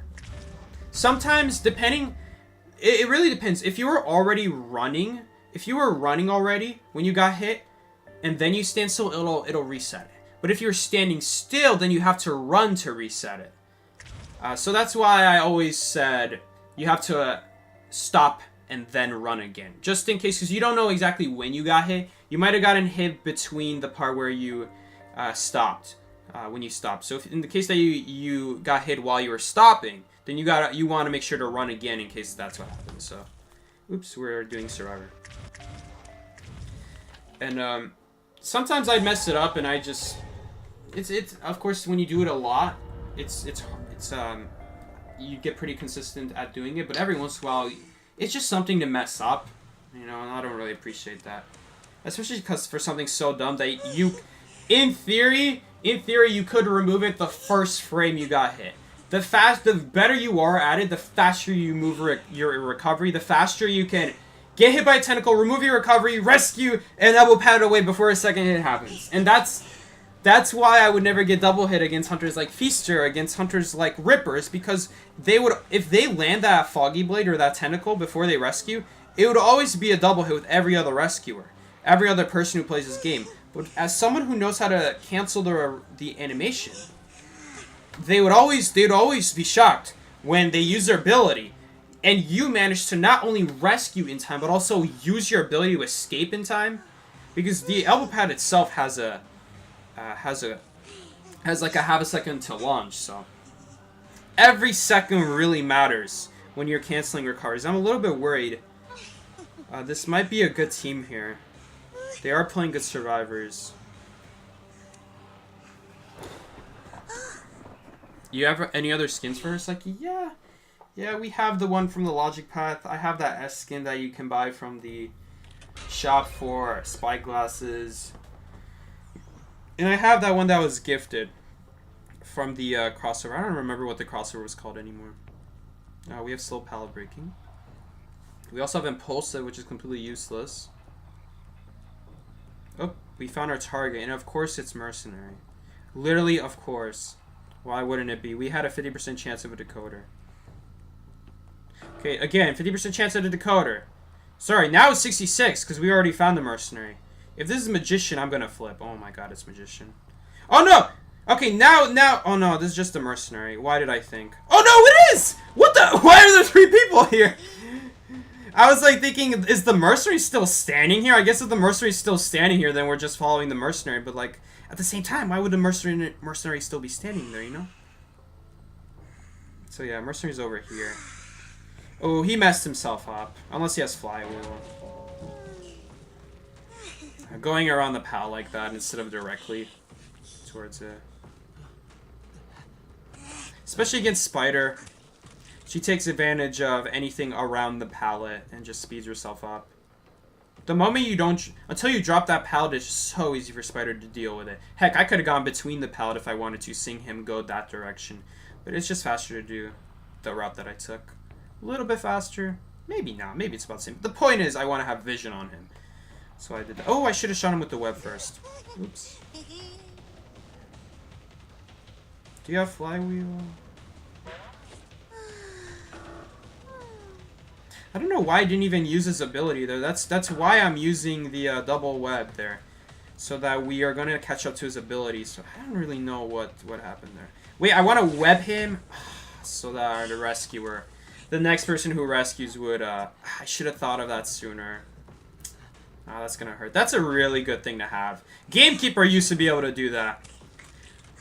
The same trick where if you hit someone with your ability damage, then your next ability is no cooldown. Every hunter has this technically. But it's harder to pull it off with damage hunters because usually the way it works is if you're using the ability to get the damage, it doesn't go off of it doesn't go off of cooldown. It still stays on cooldown because you use it to get the damage. But with Spider, The damage is launched from your mouth already. It already left your body, so the cooldown already started, technically. He broke a brick wall there. I know it's just magician, so we're not going to go for it. I'd rather go for the lawyer here. Oh, unfortunately, he knows we're already coming, though. That sucks. He already knows we're coming because that cipher stopped shaking. Unless... Is he hiding in the corner? Why would he not get tinnitus here? What? What the heck? I'm going to assume he's here. Where is he? Man, these survivors... It's actually messing me up. What is this row? Why would you hide here? That actually messed me up. That wasted a lot of time now. We're gonna blink here and we're gonna switch to warp. It's gonna save a lot of time. I should have saved that web. I don't know why I'm being greedy. No! Why was I being greedy? Literally all I had to do was save it and he wouldn't have... I don't know why I did that. Oh my god. I just wasn't thinking. Nah, we're so screwed now.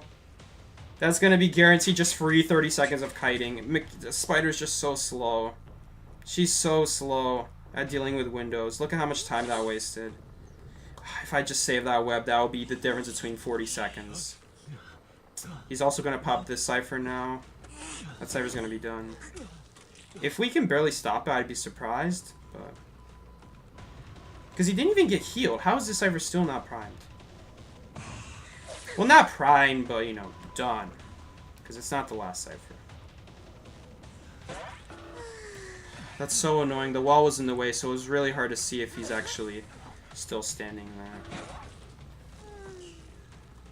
That's really annoying. We're making a lot of mistakes now, ever since that first mistake on the lawyer. Is it still worth chasing the lawyer? I'm pretty sure it is. Pretty sure it is.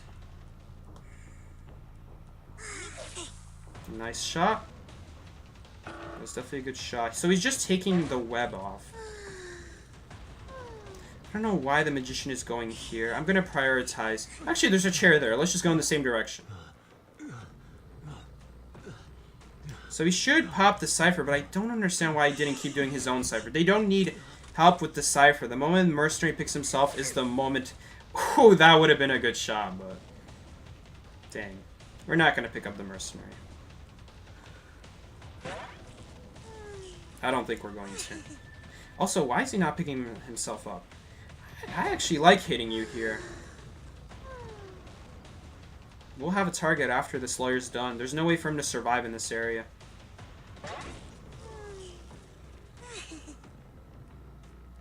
So he should pop that cipher. There we go. Now he pops it.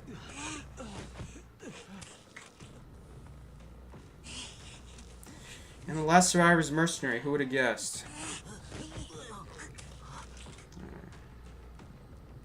So we don't have tinnitus here. It's probably just over there. So, oh, there we go. A clutch. You could actually be... That's the thing about warp, is that you don't have to use it just to go exactly on the survivor. You can see while you're traveling. That's probably the best feature of warp. A lot of people... Well, maybe not the best, but an overlooked feature about warp is that you can do that. You can, as you're traveling, you can look around. And you could literally see if there's survivors nearby. We're just going to wait for my web to come back. We have him cornered here. I know he has an elbow pad, so this web that I have right here is not going to be enough. Honestly, if I'm being honest, I kind of wasted my web earlier. Because I forgot this pallet is still here. Honestly, he could have dropped this pallet too, though, and we would have been messed up. I think he has the elbow pad here, though, so let's force it out. He doesn't have to, unfortunately. We can actually see where he is, so... That makes it a lot easier, and one elbow pad doesn't reach anymore.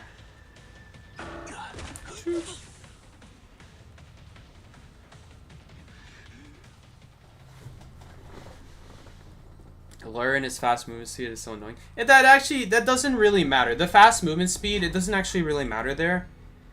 Any survivor would be able to loop me there with that window. I have to use webs there, because Spider is just so slow at moving. It doesn't actually really matter that he was a lawyer there. And it also doesn't really matter that he's a lawyer at all, because... In fact, it would have been better for him to be a survivor that's not a lawyer there. Because if I was a smart spider, I would have just held my web. He'd be guaranteed dead there. He'd much rather not be a lawyer there, because if it's a smart spider, that spider holds their web there. And so he always dies if he's playing lawyer in that kind of situation. One web shot from death, Can only use the window in plain sight. That's a guaranteed death. He would have to not be playing lawyer. So, him playing lawyer was actually good for us. That was a good thing for us, because he was guaranteed dead there. I just made a mistake.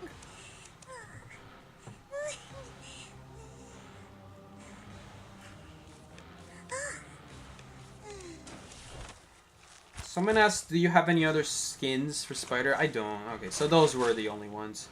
What is this crossover? I don't even know what this crossover is, man. I can't read that. Someone here will remember what this crossover is. It's the one with the furry Blood Queen. It's the same crossover. Same crossover as furry Blood Queen. I don't have the skin? I don't have the skin on the main account? I guess it's because I have the A skins. Like, this is a really good B skin, but I have other A skins, so I just never got it at that point.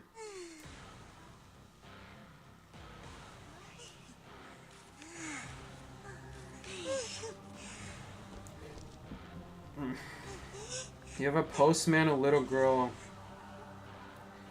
No, what's it called? Do we go greedy here? Am I scared of against this team comp? Am I scared against this team comp?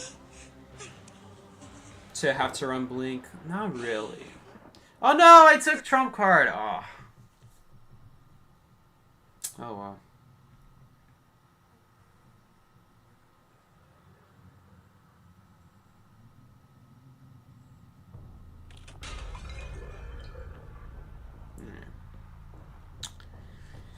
Hospital, we got this spawn. So 2 people spawn at shack when you get this spawn. There's the first spawn. And running straight to hospital. So we're out. Normally I'd go to normally I go to shed because the other person takes double doors direction. Doesn't go this direction because, well, here's the thing. Here's the scary thing about that spawn. For the spawn that 2 people spawn at shed, there's actually 2 options. There's 2 options there. Either the hunter spawns at ruins when 2 people spawn at shed, or the hunter spawns at bad corner. What the heck is going on here? Why are you running to me?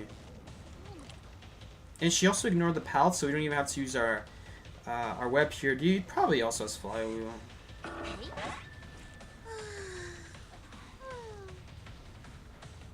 see a person there. Definitely gonna go chair there. What was I talking about? I forgot what I was talking about. Does anyone remember what I was talking about? Oh yeah, when 2 people spawn at shack, there's 2 options. Either hunter spawns at ruins, or a hunter spawns at bad corner. So that's the thing. If you're the person that spawns outside shack like that, you have to carefully choose which side of hospital do you go on. The thing is, it's also very easy to just see the hunter's shadow if they spawn bad corner. So if you don't see it, you just go double doors direction. And if you do see it, you have plenty of time to go the other direction as well. So there's really no way to get messed up there. I think we do get this hit. We don't. Aww, we don't. That was such a pointless web spit. I don't know why I spit there. What the heck? Why are you so fast all of a sudden? Like you just doing 2 hours of rank or what? Yeah, we're probably just doing 2 hours of rank.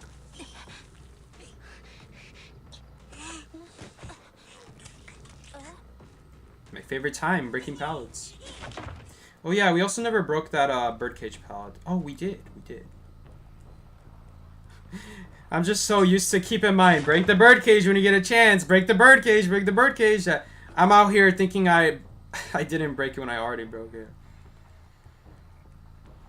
Well, trump card. Trump card could still be useful with warp, but obviously not recommended. Not my recommended build for a... What the heck? Postman Tide Turner? Is little girl teleporting on someone? Who did she teleport on? It must have been the decoder. It's not the postman. It's not the bar. I mean, she could have also canceled it, I guess. And if she canceled it, we should be looking out for like an outline. It would show her outline for 5 seconds if she cancels it.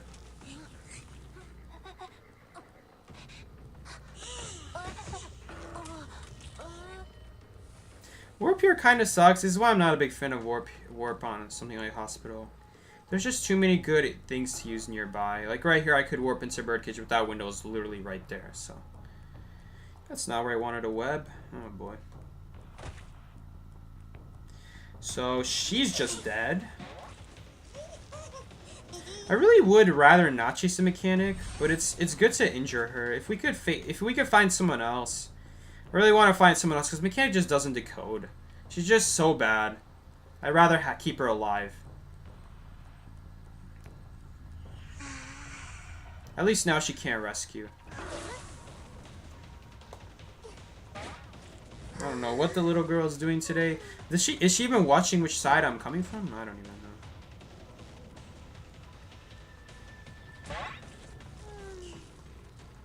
Right. So they're back to doing birdcage. That's okay. Not a big deal. Definitely want to handle this robot hiding with the web. I don't think she knows. I don't think she knows that it shows your location. Oh, so, okay, mechanic is not the person doing birdcage. That's valuable information. Okay, there we go, got him. We could switch to blink here. Not really necessary.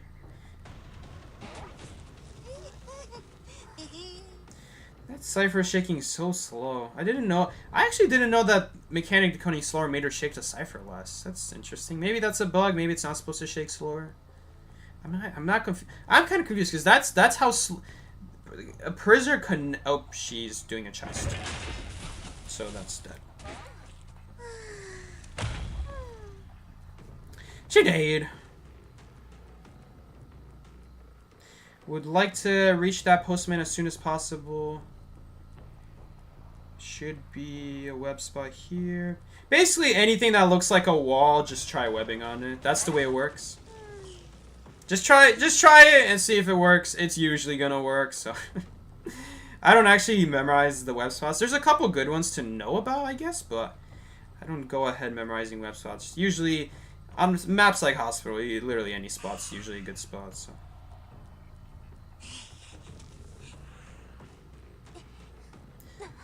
As long as it's between two obstacles, it always works. And if it's like a wall like this, you might want to hold it, and you can see this BS. If there's a chair nearby, it'll always work.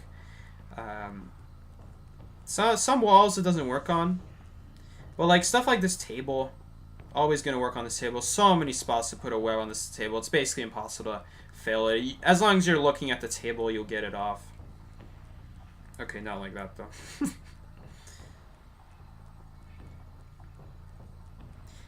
Teaching Spider with Psyche.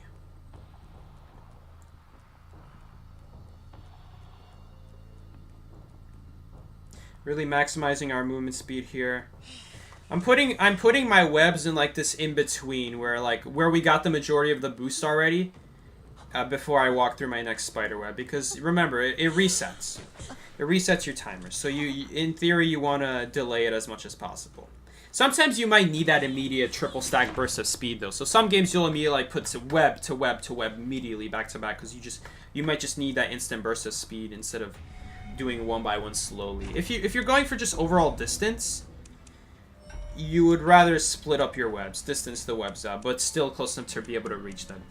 If sometimes the survivor, if it's like a battle between racing the survivor to a pallet, you might want to spam all of them at the same time.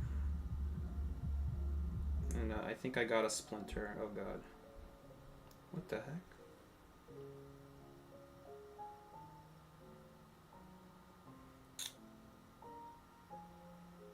Anyway.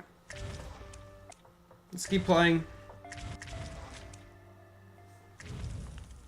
Bro's description is the spider song. I didn't expect anyone to read it. What? Can you blame me?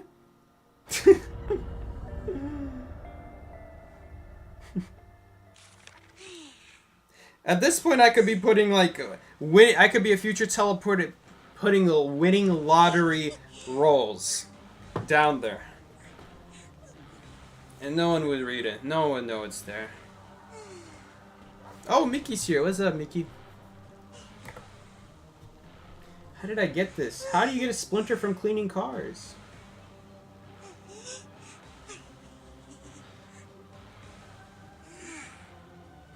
It doesn't even look like wood. It looks like something else. Oh, it hurts though.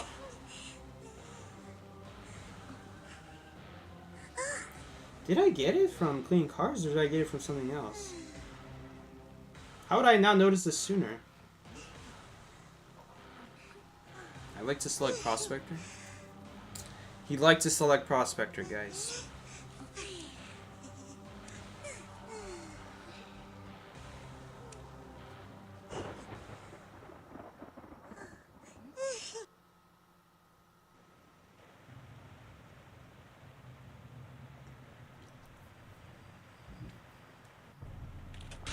Yeah, I wrote it down. Lyrics to the spider song are in the description. Okay, someone spawns. I actually can't remember if someone spawns there. I'm pretty sure someone spawns there. It's been a while. Someone does spawn there. It's usually not worth chasing unless they run directly to you. But it's good to keep an eye out, you know? Alright. Gonna see here. Barmaid. We also have a second person here. I think we're just gonna chase the more convenient person. We can also save some web here by not using any, so we're gonna do that. The more web we save, the faster the second hit will be, so I think I'm good with that.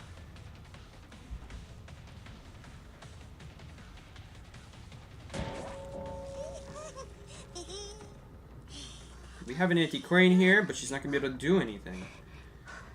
Right. I want my spider boost, even if it's slower. Even if it's slower than just walking directly. Maybe that wasn't faster. Maybe it was, maybe it wasn't. It was probably the same, actually. We could warp here. Or do I just hold it? I'm not really sure right now. I tend to hold it for now. Especially because there's multiple people on multiple sides here. You know, if I warp on one person, the other one might just rescue. Oh, we got a tear shock. Ah, dang. She actually went for the rescue. Oh, well. Time to die. Time to die to sticks. Are you following me? Yo, Dad! Flywheel? We should still hit her. Oh, but she didn't use her glider. If she used her glider, I think we might have hit her. I think that's the way it works, right? Maybe. What the heck is happening? Warp is going to be clutch here. Look at this. I overshot. Bad warp. Okay. Magnet Memento. Didn't get the web. Shoot! Nice, we got it! We take those. We will definitely take those. Right. Should we just, like, get a cheeky hit on her? I was, like, thinking about running right into her and just get a hit on her. But nah, she's on chair. No need. Oh, it was after half. Oh, wait, did I already chair her? Guys, did I already chair this to a merchant?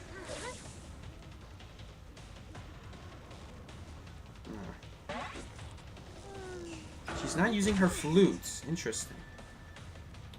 Interesting. Muy interesante. Did she just jump? I looked away right as it happened. Okay, so we have that cipher shaking. We also have this pal to break. This is a nice pal to break. I'm very happy she dropped this. And let's see here.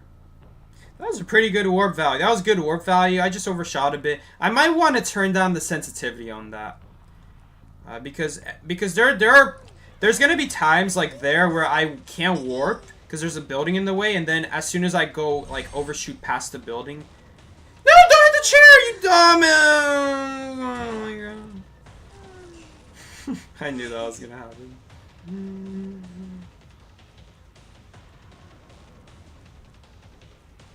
What the heck, bro? Bro's hitting through a rocket chair. Okay. Go ahead. Dude, Spider's recovery is just like, what is that sound? It might be even better than Clown. Nah, Clown's always gonna be a #1. Technically, Puppet Hellember still has those sounds, by the way. He still has the pickup sounds. They never removed it. Clown and Puppet, that was a good fight. Clown and Puppet, They used to share the same sounds before they removed Clown's voice entirely. Now only Puppet has those clown noises. So I don't know what the devs are doing. Like they removed the I didn't actually hit him. They removed Clown's original voices, but they kept it for the Puppet. So the Clown's voice is still in the game technically. Only part of it though, because they only kept the pickup sounds for Mr. Puppet. You guys know Mr. Puppet, the Hellenberg skin, the one that makes him look like a puppet. Snipe! Ah, man. The best snipes are the ones you just shoot and look away, and then you just see them die after. In the top right. Okay, well, I guess kind of playing a bit sloppy here at this part of the game. Oh, hello. I was kind of playing sloppy, so these kills are taking a lot longer than they should be, but it's alright. A bit sloppy. Oh, come on. I still got the magnet on me. You did. Okay.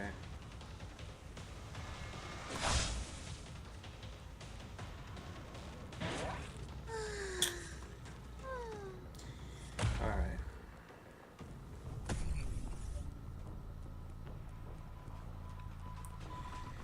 Alright, where are you going? No, not enough energy. I just need one more. Oh my, we both had magnets? Are you kidding me? When did you pick up a magnet? Alright, well, unless she blocks this web shot with her flute is the only way. But the moment she vaults, she's dead. That's why I was waiting there, because if she sees me try to shoot, she could block the web shot with her stick. Although I guess we just basic hit her right after anyway, so it's alright. Because the flute animation would prevent her from vaulting. What is man talking about?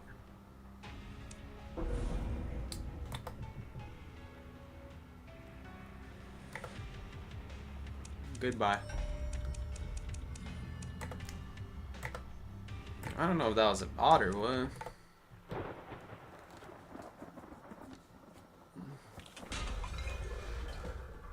Don't worry, Oscar. I'm the mod.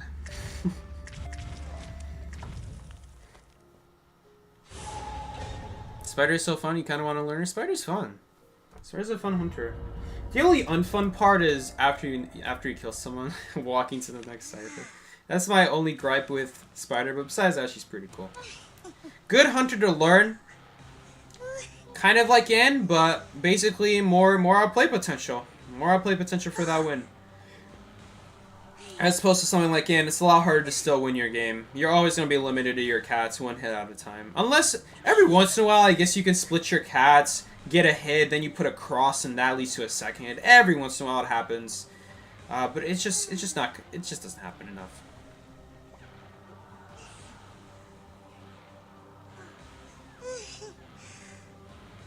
To me, remember you tried Spider once and got kited by a prisoner.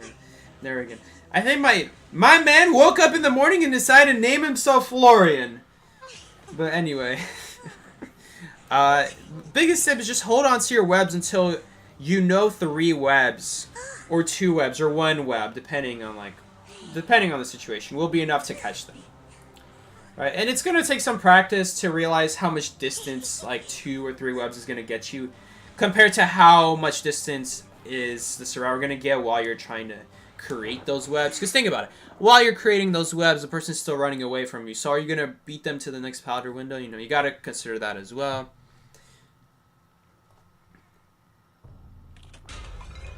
They released Fair Lady's Essence skin, cool. I'm pretty sure it's on a YouTube video, but in the game it's not. It's not released in the game.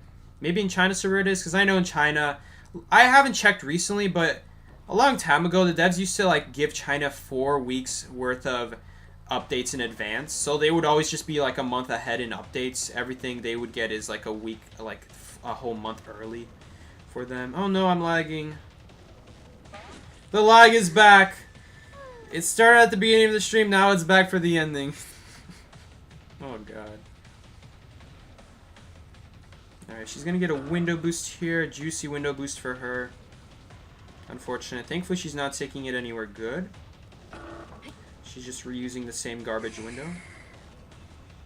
Hopefully she wastes her stun here. Perfect. Because now she's on a 5-second cooldown for her next stun. It's a very numbers-based game, guys. You just gotta count. No one's gonna do that, so...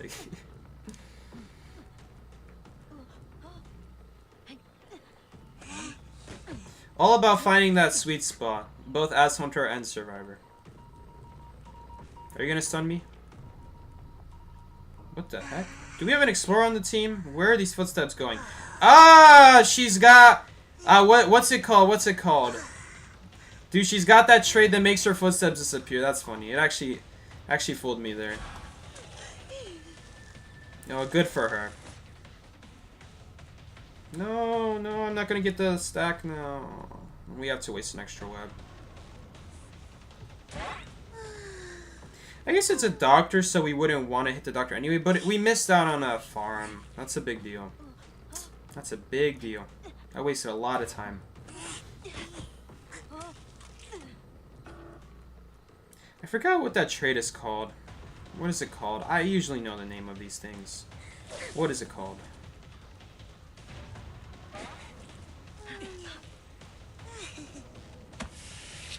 Kind of pointless because there's a pallet there anyway, my man. Alright, so someone still dies in the end here. Someone still takes a web shot. Maybe I shouldn't be hitting her because now she might get a triple stack. Oh my god, that was really bad. Do we just go after... Let's actually go after the fire investigator. But it's so bad, though. It's so bad. Oh, but someone is here. No, but he picked himself up. God dang it. Doctor's not even a good survivor. It's just the one time she came. Oh, we're so screwed now because I have no web. We have no web. We have to break these pallets immediately. I shouldn't have left her, but I thought I'd be able to make it in time. No, not that web, too. No, not that web. Not all my webs. Could you just drop the pallet and then vault on the other side, please? Thank you. We're so messed up. Oh my god. If we picked him up in time, we would have been in decent shape. Now we're in really bad shape. Should have just gone after her, I guess. Yeah, we should have gone after her. We're in trouble, that's for sure. We're in trouble.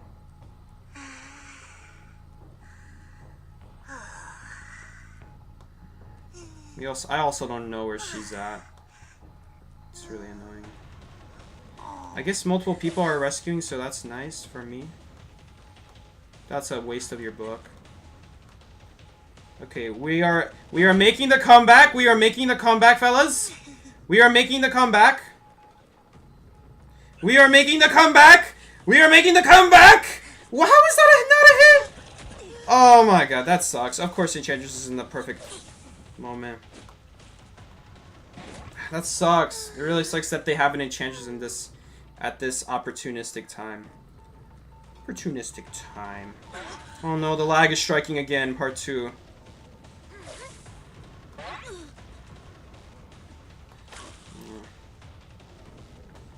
The same web. I'm reusing the same web and it's actually killing me. The lag. I don't know what to do with this lag. Yo, Dad.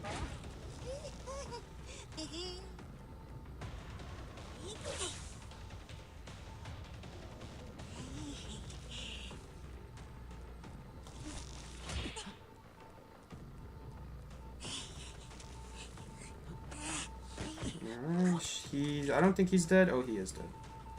He died. She's hiding with webs. No one knows, but I guess no one knows that you can't hide with webs on you.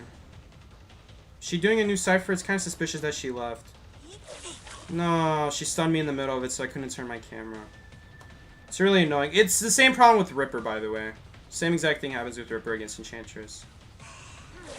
Are you kidding me? Come on. I'm being embarrassed by this Enchantress now, unfortunately. It should not take that long to knock her down. Come on. Maybe I should have chaired her basement and then used warp to the cipher. It'd be less time. But it would cost a trade. Do I want to use a trade at this late game stage? Like, what is that getting blocked on? Okay. Making mistakes, making mistakes. What can I say?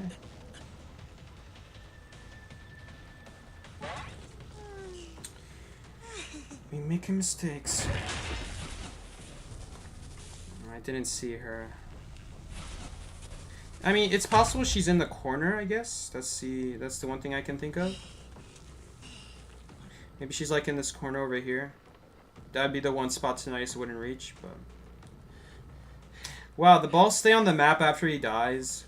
Dude, why don't dancer boxes stay on the map after she dies?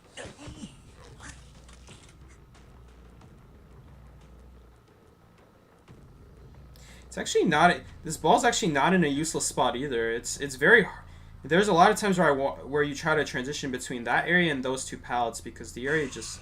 That area just sucks, so you always want to try to get to, like, that corner. Contrary to popular opinion, that corner's actually pretty good at kiting. These pallets and this whole corner in general is actually pretty good, contrary to what people call it. It's actually pretty good. I like it. You should like it.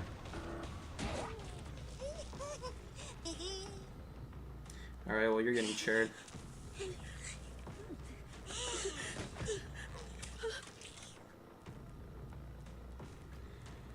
You are getting charrowed. You are getting siad. Chair memento. Confined space spider. Who is this man? Why is he using confined space? BM cocoon now? Such a horrible game played by me, but whatever, we'll take it. They all kind of came running to me, so that made things a lot easier at the end there. I was over here thinking about, okay, am I gonna warp to the other cipher if it starts shaking? Do I against the impossible? Oh god. Oh god, I'm getting pity points now. That's how you know you're doing bad. You're up against the impossible now. Watch out, guys. Impossible elks.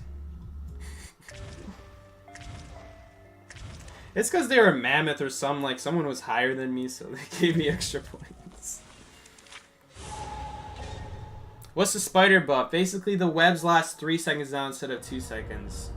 Which I like. It's really helpful. It's really helpful to when stacking webs.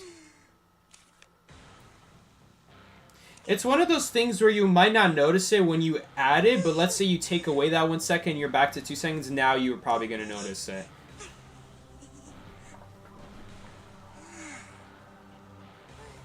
But yeah, now that it's been added, it might be hard to notice that extra second coming in clutch because it's only a second.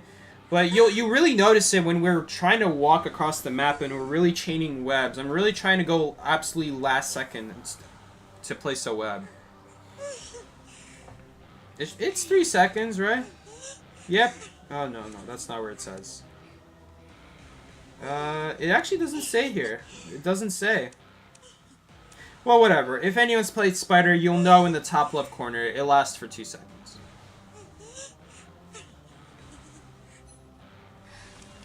One, 2, 3, 4, 5, 6, 7, 8, 9, 10, 11, 12, 13.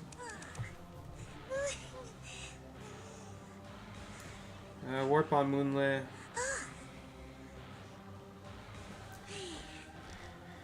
I guess it's kind of like teleport, except we could use it on Chase too. Is it gonna be good against this team comp though? Not really. If the Acrobat has bombs, he'll just bomb away. Prospector will do the same thing. He'll walk away from the portal and put a magnet at it. You really want to use the warp on kites against artists who really can't do anything with their ability once you're that close.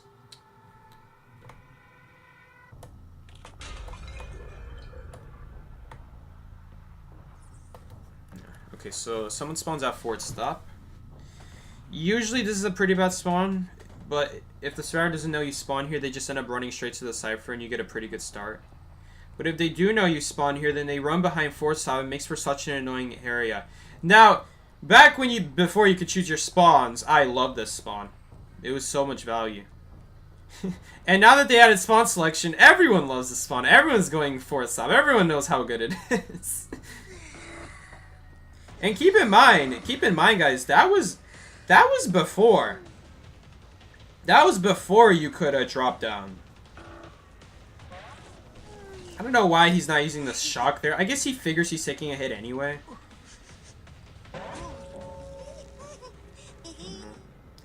He kind of chose a pretty bad area, I'm not gonna lie.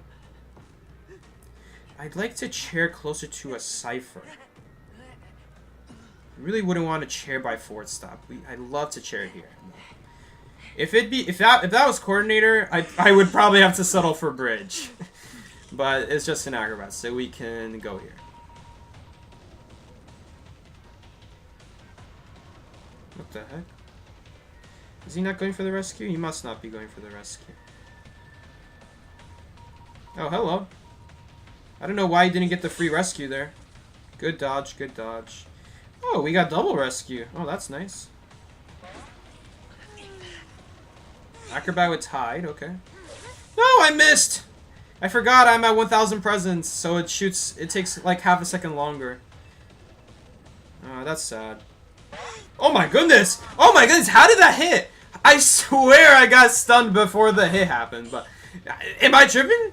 I swear that hit happened after the shock. What just happened there?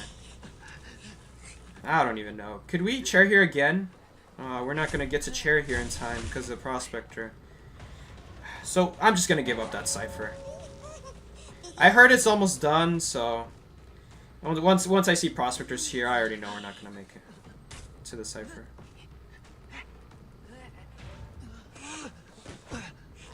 Coordinator. I think we can kill this Prospector, actually. Please! Woo!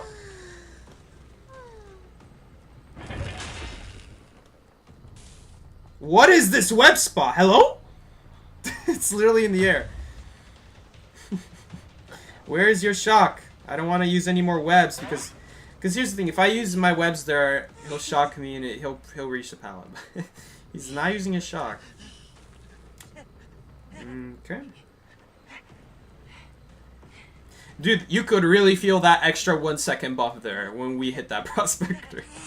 You could really feel it in a situation like that.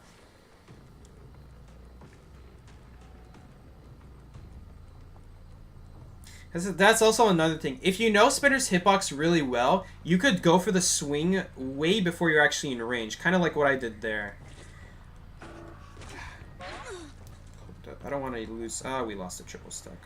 Please stay here. Oh, she's staying here. No, oh my god. I got stuck on a wall.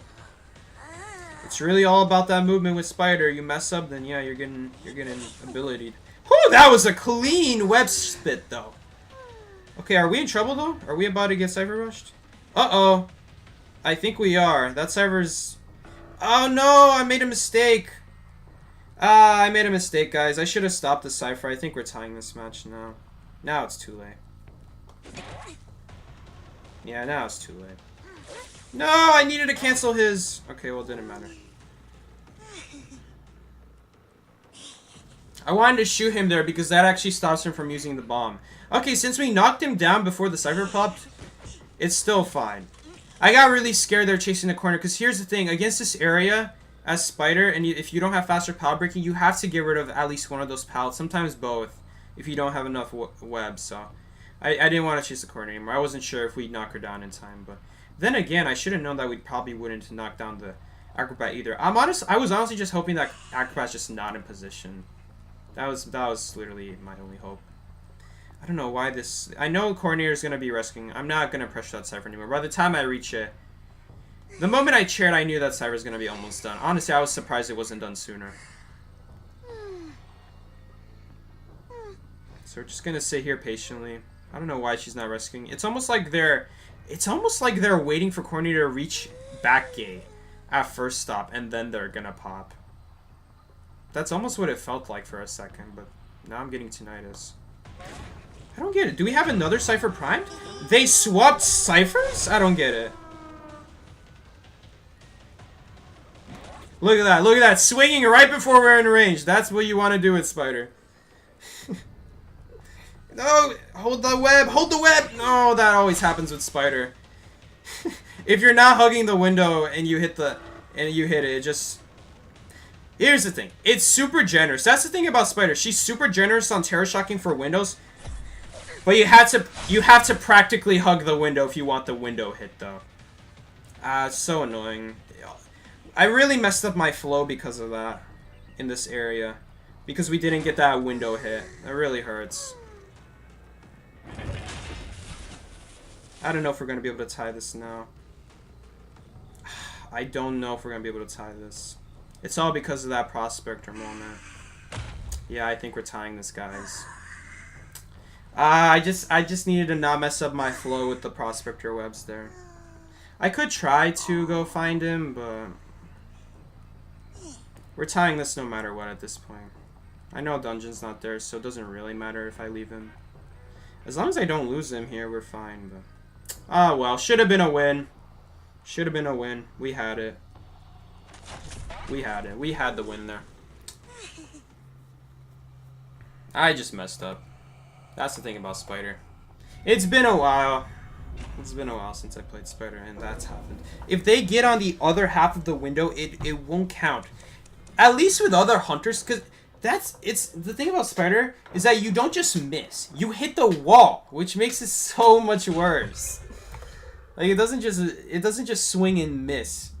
It hits the wall. It slows you down so much. Again, if I just played better there, we would have easily knocked it down. That's an area you can easily knock down a survivor in, but I just messed up. Oh well. And again, there were multiple mistakes that game that we should have won. The moment that because I wasn't paying attention to Cypher shaking. After they popped that at 3, after I killed my first target, I should have gone to a shaking Cypher instead of that coordinator who's not doing anything. There's a certain point where once you go against these stupid survivors, you kind of forget to do the right play.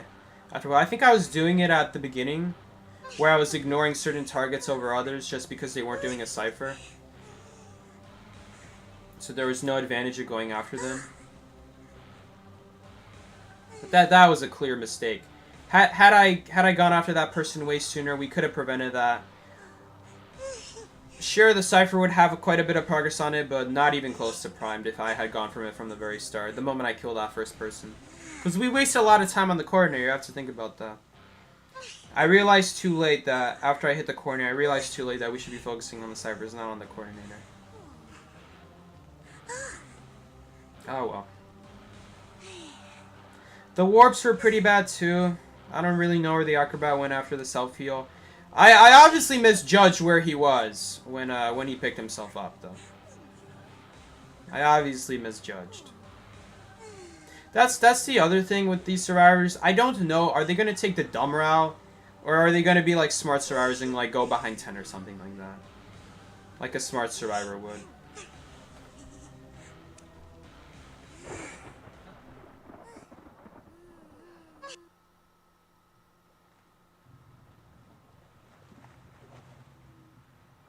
They still haven't fixed the fire in the paladin. You're in the middle of the paladin stun. You mean like what happened a couple games ago, or did it happen recently? Like last game? Because it happened a few games ago, yes, but... Here's the thing. The thing about Spider is that you have to learn her hitbox. Her real hitbox is not actually her hunter's hitbox, so that's not something they're going to fix, because what you see is not her real hitbox. You just have to know that. It's not something they're going to fix.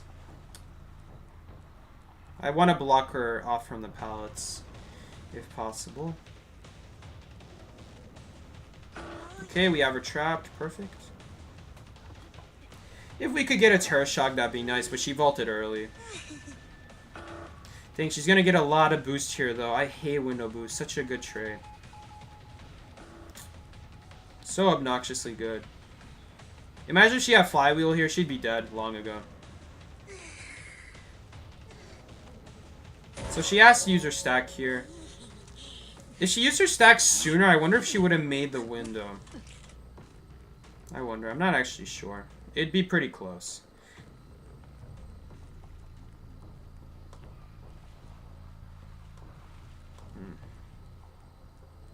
I have tinnitus here, so I don't really want to warp. Honestly, still could, if I'm being honest. We could even hold my warp out with my hand, but I really don't want to reveal that I have it either, though. That's the thing. Because they could see me holding my hand, and then they'll get off the cipher and they'll get scared. So she's got sticker. Let's share over here.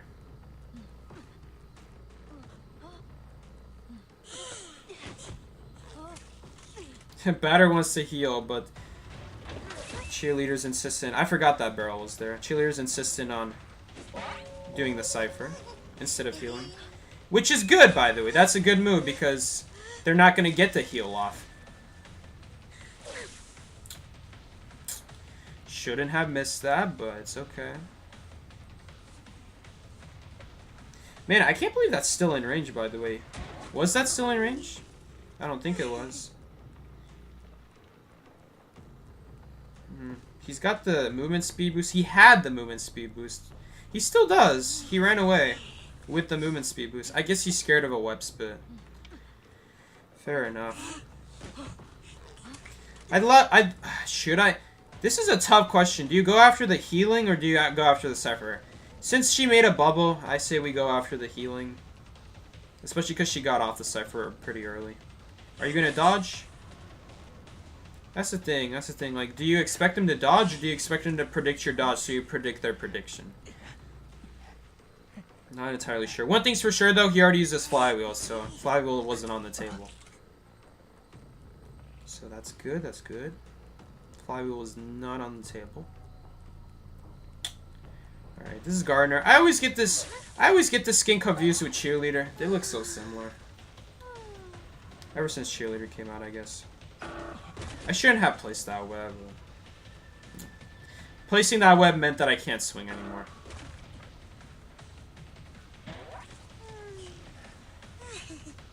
Still doing that cipher on middle.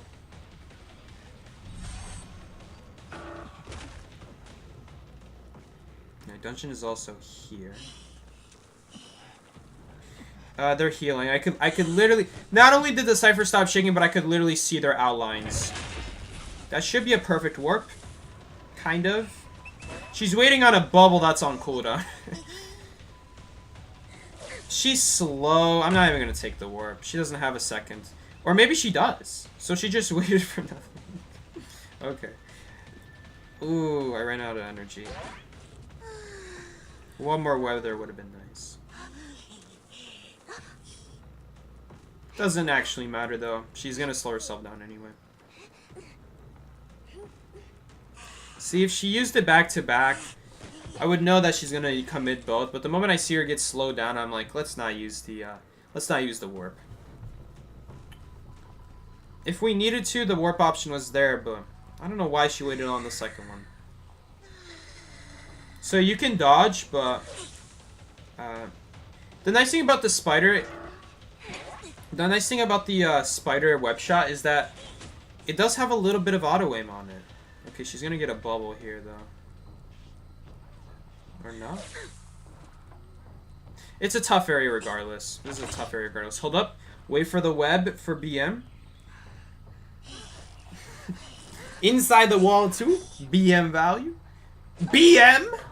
Oh, that was some nasty. That was mean at that point. You were prospect in the previous match? GG's.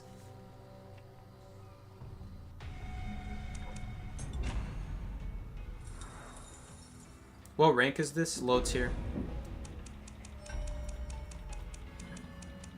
I think Sabretooth 5 or 4 or something like that. I don't know. I don't know how many tiers there are in Sabretooth. Alright, we'll do one more match. Oh, my perfect win rate is tarnished. We got one tie. Should have been no ties or losses. Rest in peace. A slight mistake. Multiple mistakes, actually. They weren't so slight. Anyway.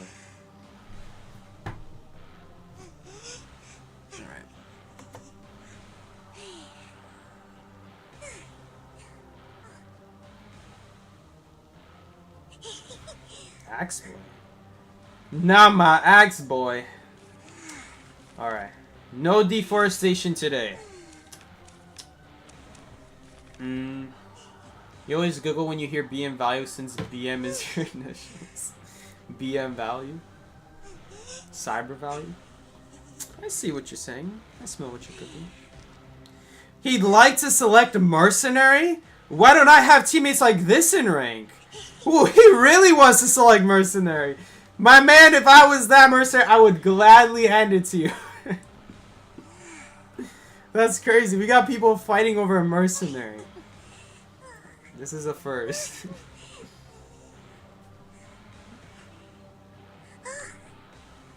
Alright, he's playing prisoner. I'm shaking. Shaking in my boots to be playing against prisoner.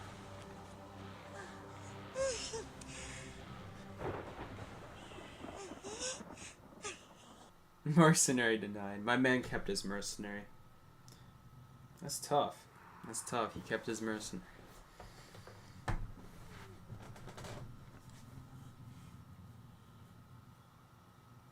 But yeah, Spider is really hard to harass against. But like, even if things just don't work out, let's say the survivors have you in the perfect area. Cowboy has you in the corner of church, right? He's gonna lasso you easily. Alright. You could just cocoon. That's pretty good value. Maybe Wilding has you out in the open and you're short on time. You're desperately like fighting for that win or a tie. And you only have a few seconds. He's gonna get the appearance here, though, is the problem. But at least we stalled it out for as long as possible. We do have confined space, though. And that's not something he played around. So that's good.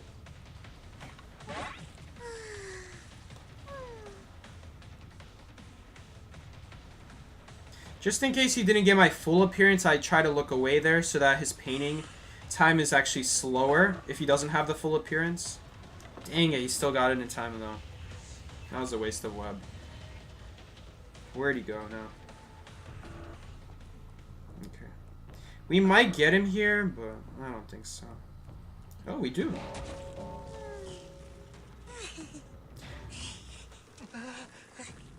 I guess it saved the blink. Not bad. Could be worse. That's definitely a tough area. That's a tough area for Spider. So I'm glad we got that. The confined space really helped there.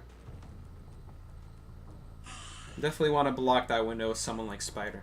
Such a slow vaulting character really needs something like that in a situation like that. Where survivors are just going to abuse that same window over and over because it's perfectly on route with multiple other pallets so that they can always choose. Do I go for pallets or do I go for windows? They always have that leverage. Okay, so the ciphers are.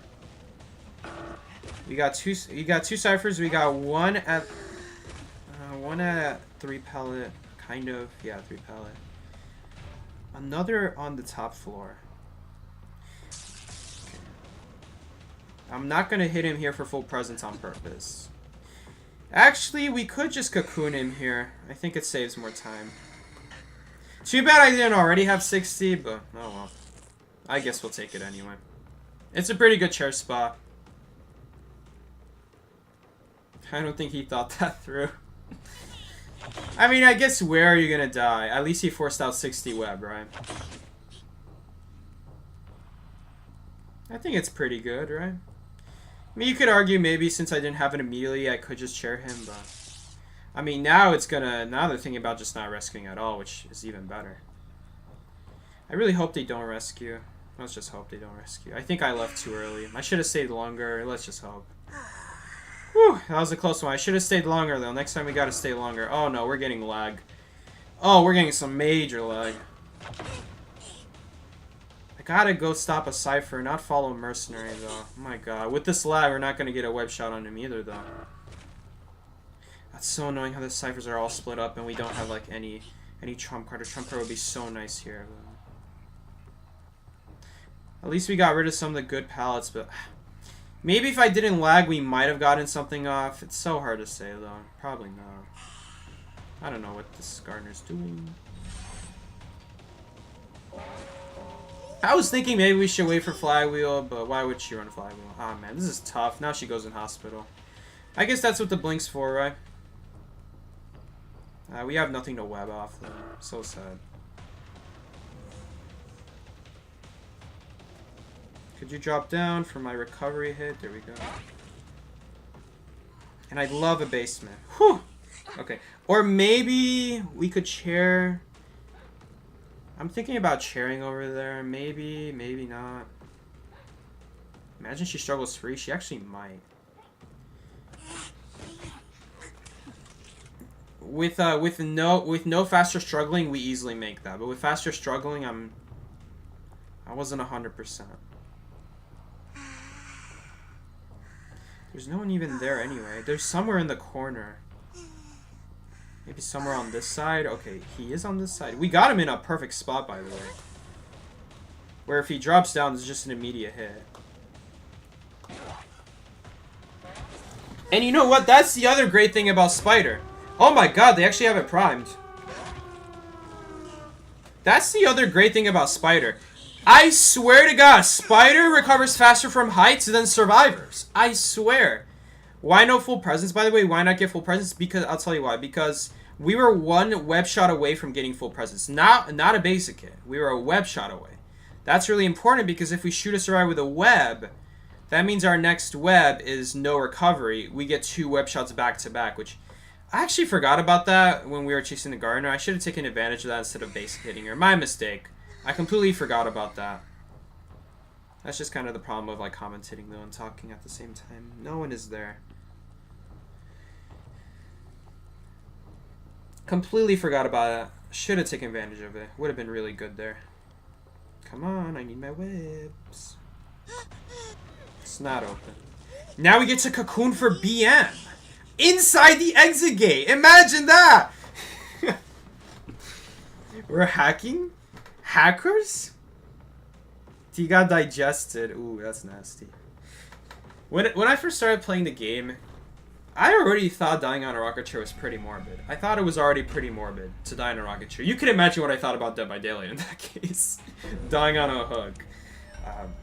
But I still thought dying on a rocket chair was still morbid. When they released Spire and I saw that death animation, that just made me so sad. You just shrivel up and decay inside. Granted, you don't decay that fast in real life, but still pretty scary death. What's BM? BM stands for bad manners. Basically, it means like you do something just for fun, not because it actually saves you anything like that. If anything, cocooning right there is actually a bad play, but I'm only doing it just because it's the last survivor. Plus, I like the animation.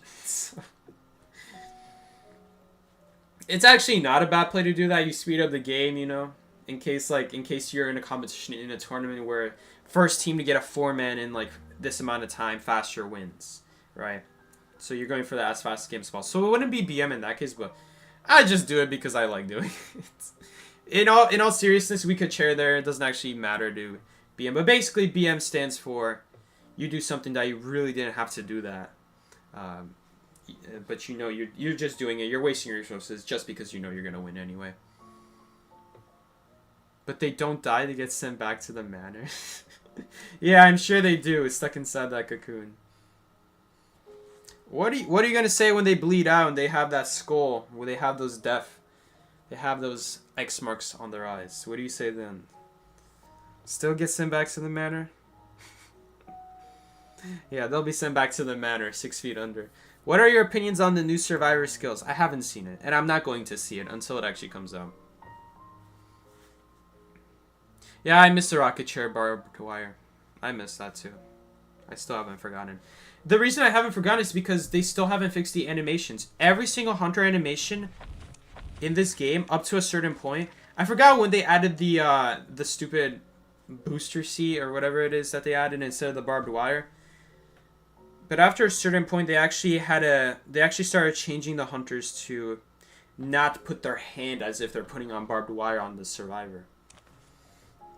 So Hellumber, Clown, Gamekeeper, Ripper. I guess Ripper doesn't do it. Ripper doesn't put on the barbed... Oh no, Ripper does put on the barbed wire. He puts it on you and then puts the handcuffs on. I thought he only puts the handcuffs on. every hunter put barbed wire on you. That's why they have this weird hand animation. Or like photographer. When photographer chairs someone, he shoves his sword in the chair and then he kind of bends it. And what that's supposed to do is he puts the barbed wire on top of his sword and then he puts it on the survivor. And so every hunter had this kind of like neat animation where they put the barbed wire on the survivor. None of those animations make any sense anymore, because they never changed the animation. They just kept the old animation. And so the booster C will just randomly go down at some point. Brace yourself to be underwhelmed with her. That's funny. They get sent back to the dirt from which they came from. I see. Oddly religious out of nowhere.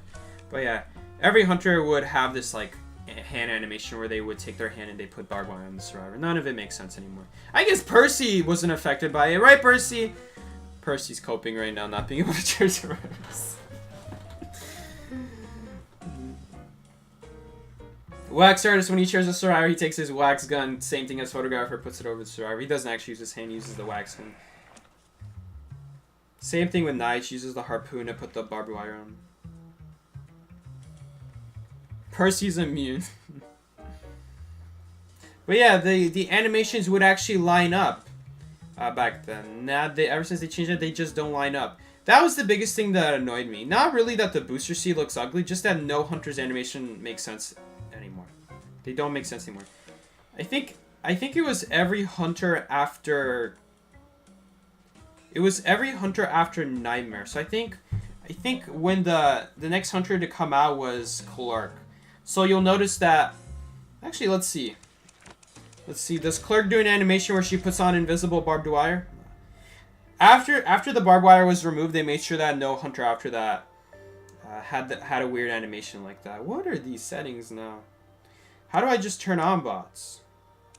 Number of hunter bots? Oh, I can choose how many survivor bots there are? That's so nice of them.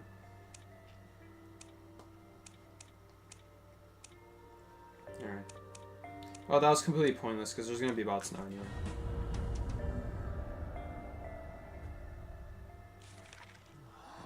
There's also constantly the stars getting more bloody with each time they're down. I didn't know that. Imagine you have like an enchantress on your team, you keep getting hit after the knockdown. I'm pretty sure the Clerk also puts on invisible barbed wire that doesn't exist anymore.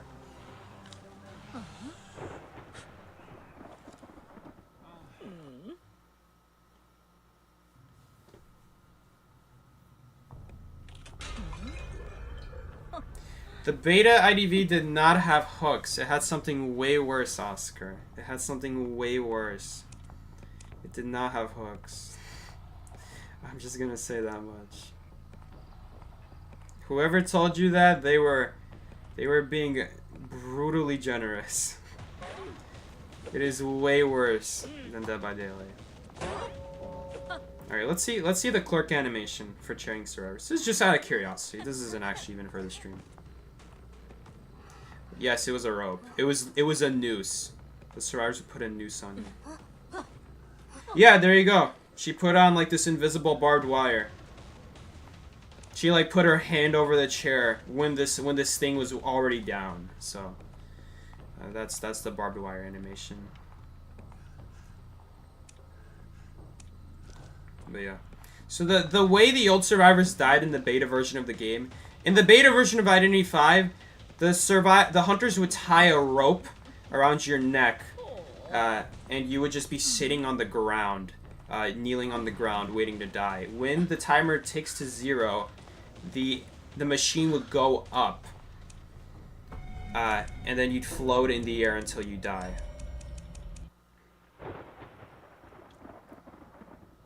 By the way, that still exists in the game. I used to not... Some of the icons in the game didn't used to make sense to me, but when I found out about that... oh no, Distress isn't in the game anymore. Oh, okay. Okay, Distress isn't on the Persona web, but let's have, like... let's have one of the bots... I don't know. I just have to hope one of the bots dies. Okay, so the icon for Distress. If you guys don't know what Distress is, it used to be on the Persona web, but now every survivor has that automatically for free. Distress lets everyone see where you are. Lets everyone see each other when someone's on the rocket chair. And everyone gets it for free now. Everyone gets to see that for free now. That icon was that machine that used to be in the game. They never changed it. They just took it out and they put in rocket chairs, but they never changed some of the icons in this game. Some of the icons have still stayed the same to this day.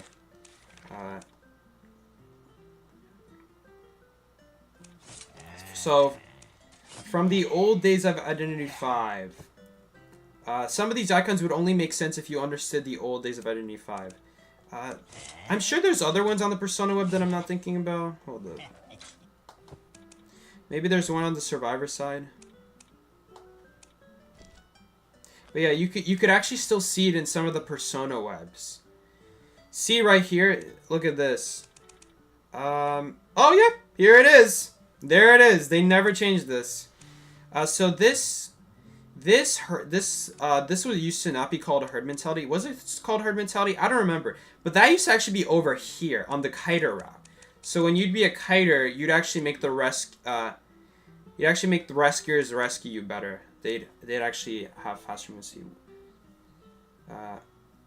Oh no. Oh no, I'm sorry. It's not when you're on a rocket chair. That's catfish effect. Catfish effect used to be this. It got replaced by Savior Complex. Catfish effect used to be this, and it used to give other survivors around you movement speed when you're on the rocket chair. They took that out, and they only kept herd mentality, and they gave herd mentality to the rescuer too.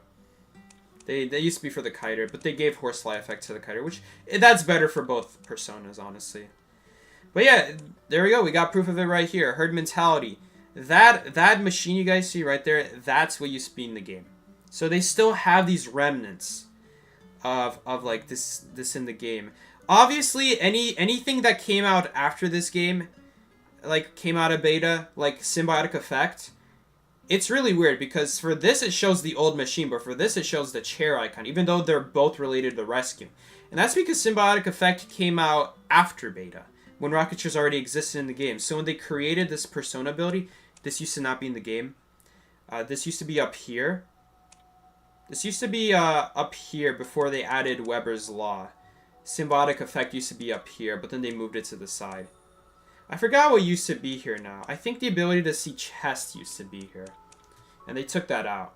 So there's no traits to see chests anymore, I'm pretty sure. Right? They took that out. There's no ability to help you see chests anymore. It used to be that it's so, I know so many weird things about this game. That chest ability actually used to be over here. Curiosity did not exist. And it used to be over here, so every survivor in every game would always be able to see the chests, basically. Because every survivor would have borrowed time, so you'd always be able to see the chests. It was way easier to learn the chest spots because of that. Because you anyway had a trait that lets you see chests. Then they moved it over here, and then they just replaced it entirely and put symbiotic effect here. Which, by the way, it used to be over here, but they changed it. I'm pretty sure this symbiotic effect used to not be in the game either. Pretty sure something else was here. I forgot what it was. Symbiotic effect was originally not in the game, though. What else? So yeah, long story short, herd mentality. They never changed this icon. This is from the beta. And so it's just still here. The old machine that killed survivors, it's still here. The rope machine. Anything else? Anything else that, like... I have a feeling that Tide Turner was originally gonna make some people decode faster. I have this theory that Tide Turner was a trait meant for faster decoding. Because it's a wrench icon. And in Dead by Daylight, they have a very similar icon. I'm pretty sure they copy-pasted it from Dead by Daylight. Doesn't this icon exist in Dead by Daylight? This someone holding a wrench? I'm pretty sure it does, and it increases decoding in that game. I swear, this was going to be something for decoding, but we never got to see it be used for decoding, because not even in beta did it exist. I'm pretty sure. I'm not actually sure about that. I've never seen Persona webs in beta. So, I swear this used to be... I swear the devs were planning to make this like faster decoding and they changed their minds halfway through.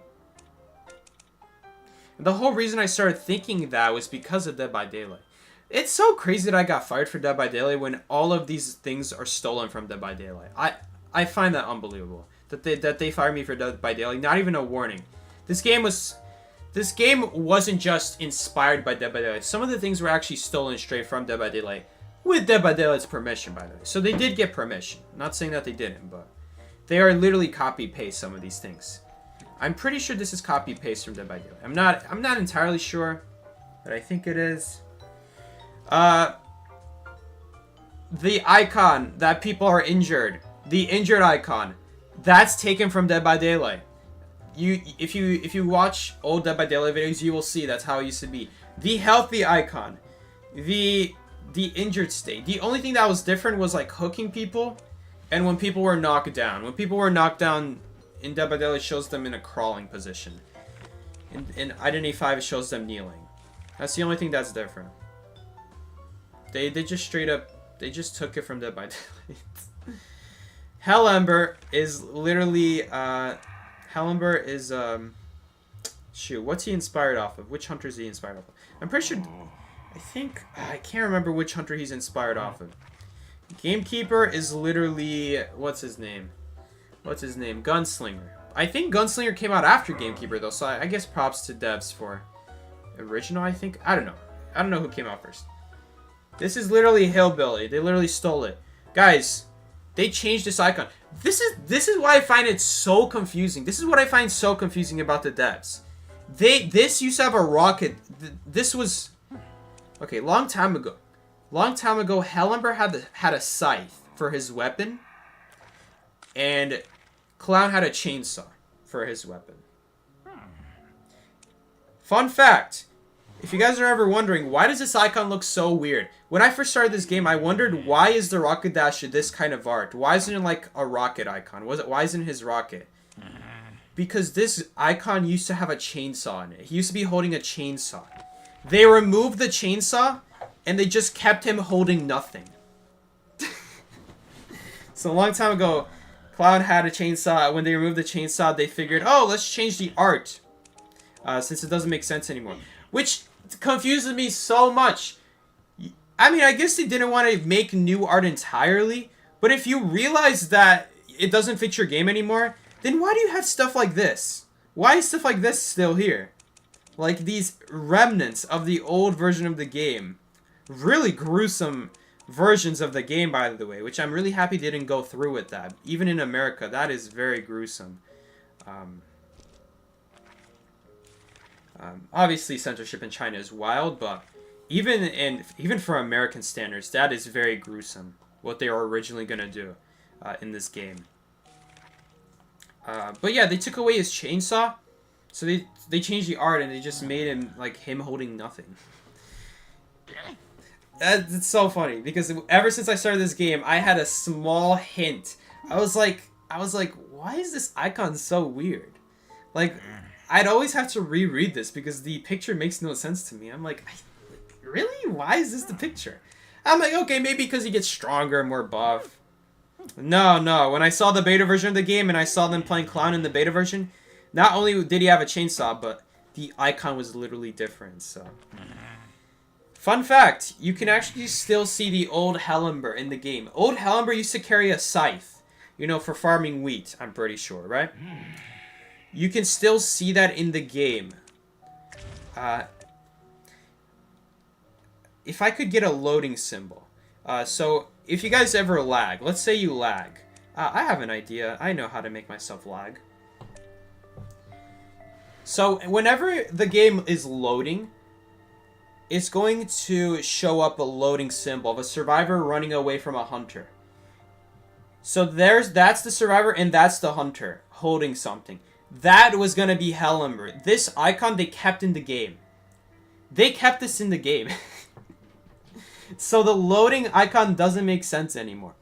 There's a hunter chasing a survivor with a scythe. That was Hell Ember. Hell Ember used to carry that scythe. So they never changed the loading symbol. Again, like small little things like this, like old remnants of the game, you can still find it in here. You always wonder why it's a scythe? Yeah, that's why. I actually I'm extra them because I actually didn't realize that was a hunter chasing a survivor. Only when I realized that was a hunter chasing a survivor that I was like, wait a second, he's holding a scythe. Why is he holding a scythe? Which hunter was that? That was Hellember. Until they removed it and gave him a stuffed shark. Some of this stuff, man. Dude, a scythe is not even that bad. You got a Ripper with his blades. I mean, come on. Ripper was in the beta version, by the way, so I don't know how they thought Ripper was okay, but the scythe was not. I don't know. I don't know. Technically, they changed the art. So his in-game model is exactly the same, but the art for, like, in the bottom right corner for the attack animation, for the attack button, every hunter has their own art for it. Like, if you play Hellember, the art will be a stuffed shark. If you play Clown, it's gonna be a rocket dash. If you play Spider, it'll be like one of her legs. If you play Geisha, it'll be a fan, right? For Ripper, it used to be his foggy blades, but they were more sharp and more crooked. Just like his in-game art. See how crooked they are? They're not like perfectly curved. It's like crooked. And so that's what the in-game art used to be. Then they actually toned it down and made it more curved. Was that AI generated SpongeBob? There's more extreme censorship. Originally, Lizard in both servers had the same knife, and then in China version they turned it into a boomerang. Like, they took off any blade off of it whatsoever. It looks more like a boomerang. You know, Axeboy's a weird one. Axeboy's a weird one because one of his skins doesn't actually use the axe. He uses a different weapon. Not his A skins. Obviously, his A skins will have something besides an axe. A different colored axe. Like, I'm talking straight up different weapon. Which skin was it? It was the first skin that he came out with. Okay, originally this skin didn't have an axe. They actually made it more gruesome. They made it more, what's the word? More violent by adding a bloody axe to Axeboy. Originally, it was gonna be like some weird stick that was like, I don't know what it was. It was like just literally a wooden stick. I wonder if you go to the Chinese version, is it also a wooden stick? I'm pretty sure it's still an axe in that game, but I don't know how they got away with this.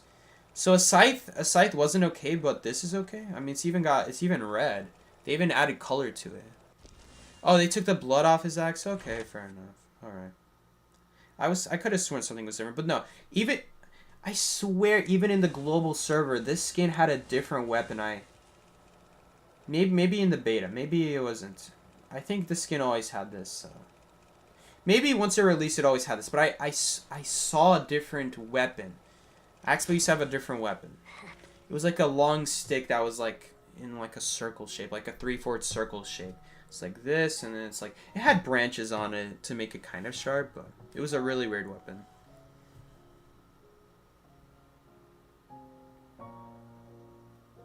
You believe they made Percy's sword not sharp in Chinese? That one I didn't know about.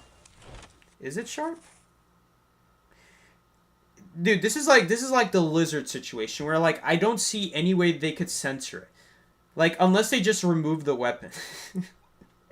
But they found a way for Lizard. They just straight up made it curved and bent. And just made it look like a boomerang. So I'm sure for Percy they found a horrible way as well. Just the curved point? I actually don't know this. This one I don't know. I didn't know about that. I do know that Percy has a secret balloon animation. If you pick someone up from a locker, you can actually see him balloon animating survivors. So. It's in the game. Percy is able to balloon survivors. Maybe they only added it because the devs were aware of what if someone goes in a locker. They don't want. I guess they didn't want to do what they do in Dead by Daylight and like grab them and put them on your back or like throw them to the ground. I don't know though. I don't know what it is with the censorship in this game. This accessory. I'll show you another example. This accessory, which I don't. Oh, do I not have it? The scythe. The scythe that Ripper has. That drag survivors on the ground. You guys know which one I'm talking about. It's the one that belongs with this skin, right? Everyone knows this skin, right? Soul Emissary. He also has a different accessory that allows him to drag survivors on the ground. You guys know that accessory, right? You get dragged on the ground. It's pretty cruel, right? That used to be Ripper's original carry. Hell Ember's and Gamekeeper's carry, or I guess Clown's. Hell Ember doesn't have his own. Gamekeeper and Clown. The accessory that makes survivors carry. What am I talking? The accessory that makes you able to carry survivors on your back. That was the original animation. But they took it out and they added balloons in this game because it was too gruesome. So I don't know what's up with the censorship in this game. Like, are they like getting through the censorship? Like, did they just have to get through like the beginning of the game censorship and then anything after that, any accessories that change it, they're just allowed to put it back? This animation where you put survivors on your back, that's not original. They just copy pasted that from the beginning of the game before they had to take it out and replace it with balloon animations. Yes, I don't know why, but they have a different mask in China. That's true. Soul Weaver has a different mask. Feaster's eyes are blue. I don't know why. By the way, that exists in the game. That actually exists in the game. Do I have Feaster's portrait? Hold up. If I have Feaster's portrait, I'll be able to show you guys that his eyes are actually blue in this server as well. But you have to actually like place it. Where is it though? How do you find these? How do you find the wall hangings? Is it functional? Does interactable count as functional? Because you can interact with it, but nothing more than that. Because like this is functional, right? You don't just interact with it, you use it. But like the portraits, you could read about them, but you can't use them. Does that count as functional? No. This is why I don't decorate my room. This sound. This sound. I can't stand it. It's really annoying. Is it non-functional or functional? Oh, there we go. It's non-functional. Here's Lucky Guy. Do I have Feaster? Oh no, he's holding bread here. I thought he's holding his old weapon that I was talking about. Do I just not have Feaster? I might not have the Feaster portrait.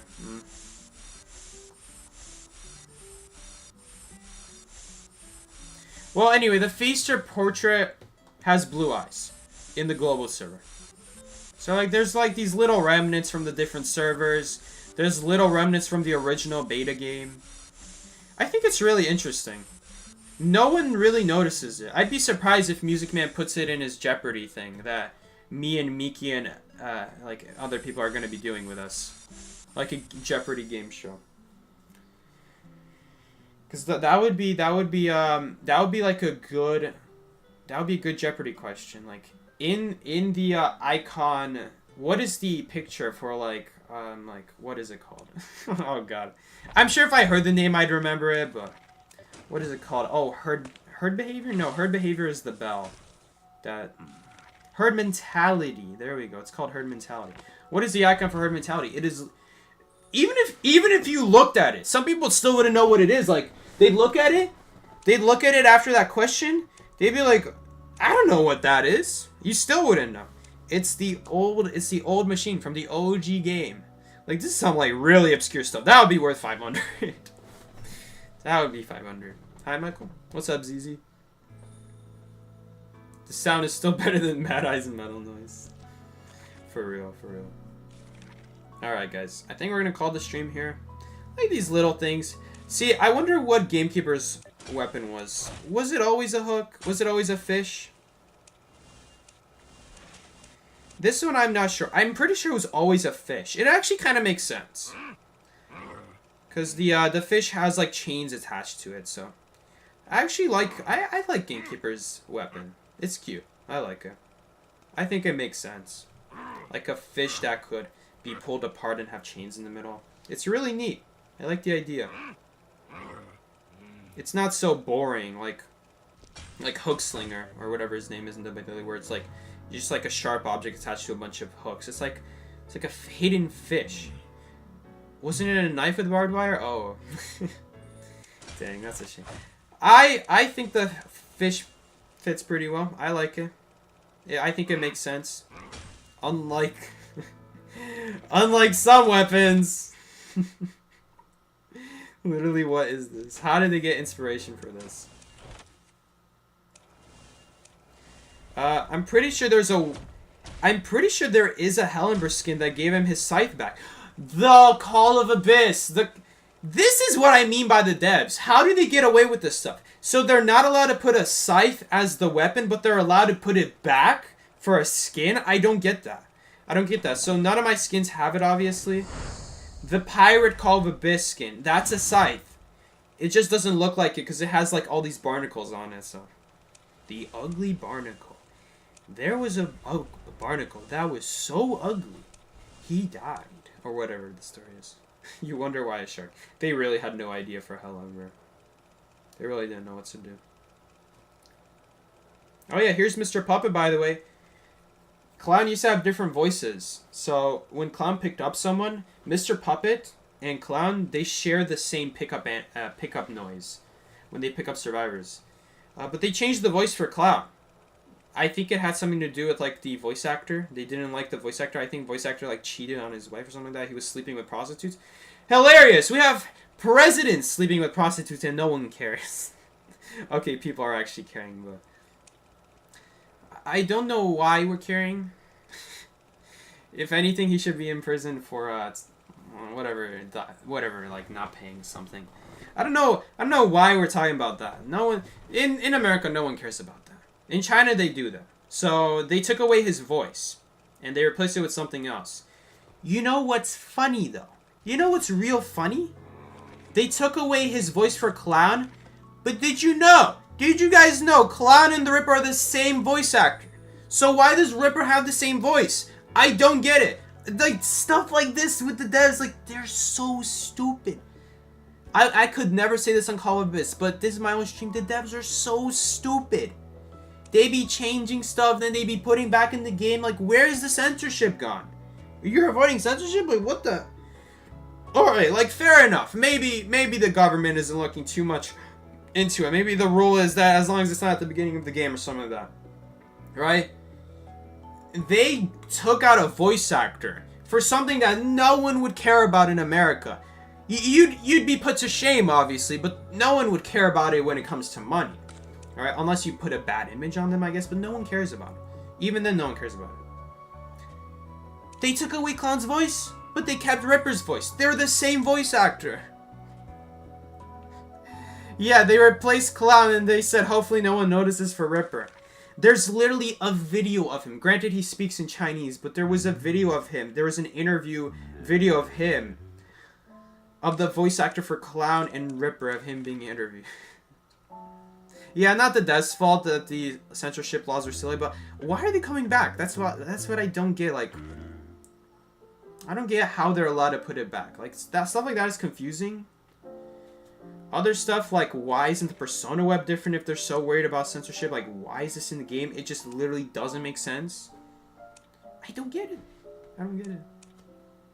Seki, will you please stream Fortnite one day? Never. I'm never gonna stream Fortnite one day. Never. I played it one time for an hour. I didn't really like it. I felt like the controls were really wonky. When you try to turn around or stop moving, it just... I don't know, I didn't like it.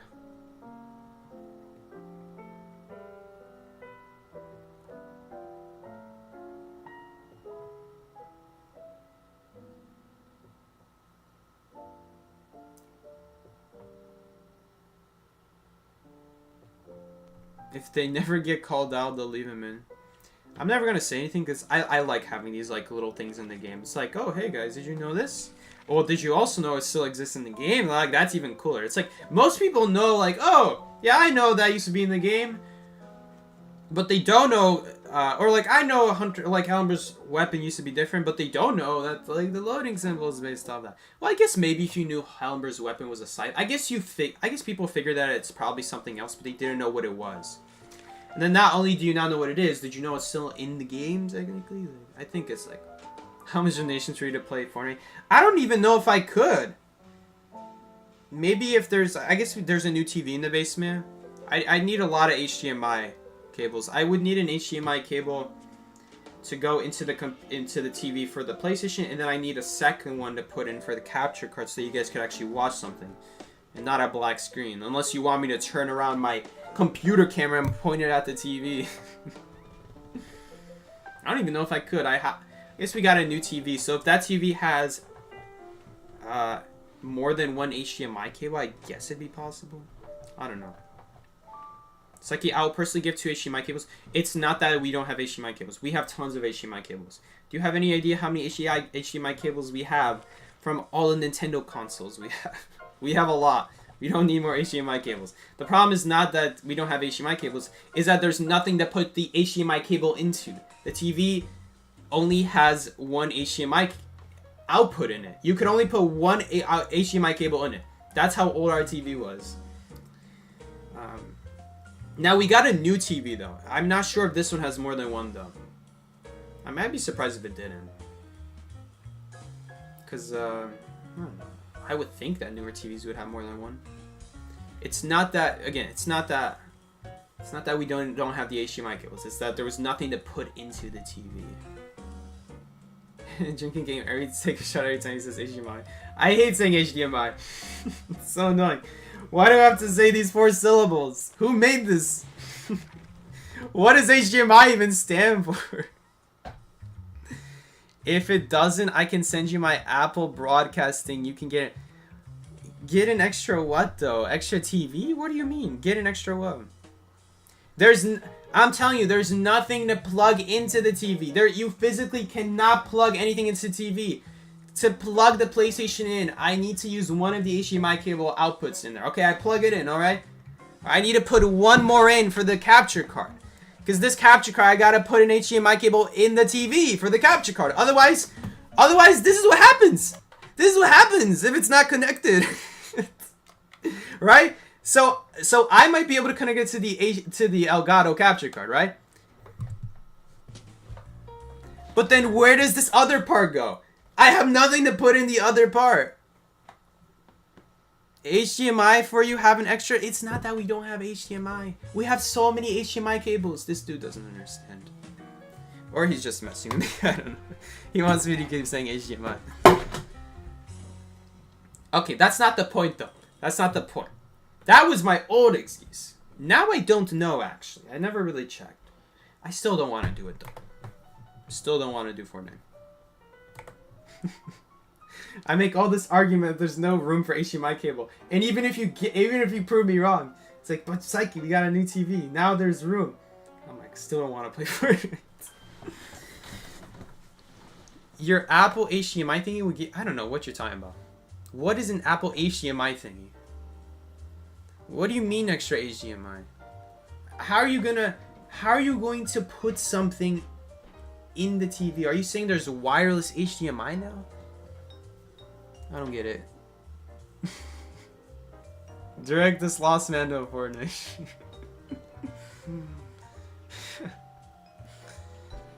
I'm really curious. What is an Apple HDMI?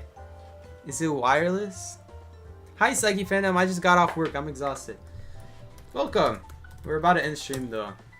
What is an Apple HDMI adapter? I already have it! That's not the problem! I already have it! You don't understand! Oh my god! Oh my god, you don't get it! You don't get it! Oh my god. Okay, I need to redirect this man's brain. We gotta take an HDMI cable to his brain, into mine. Here's the problem. Here's the issue we are facing, my fella. My fella, here's the issue we are facing. Okay. Picture this. Picture this. I have an adapter, right? How many HDMI adapters can go in here, in this adapter? Let me show you. Let's say I want to plug in 2. Just as an example, let's say I want to plug in 2 HDMI adapters in this adapter. Would I be able to do it? Well, let's see. Let's try this one. Oh, doesn't fit. This is the box one. Oh, doesn't fit here. This is the USB-C cable. This is for charging. I can only put in one HDMI cable in this.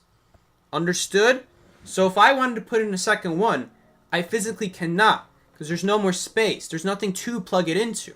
No matter if you gave me 999 HDMI cables, they'd be useless, because there's nothing to plug it into. Now take this picture. Take this diligent picture. I might even have to draw it for you. But take this picture, shape it in your mind, and instead of the adapter, imagine that's on a TV now. Get it? There's only one place to put in the HDMI adapter in. There's only one place. Not adapter. HDMI cable.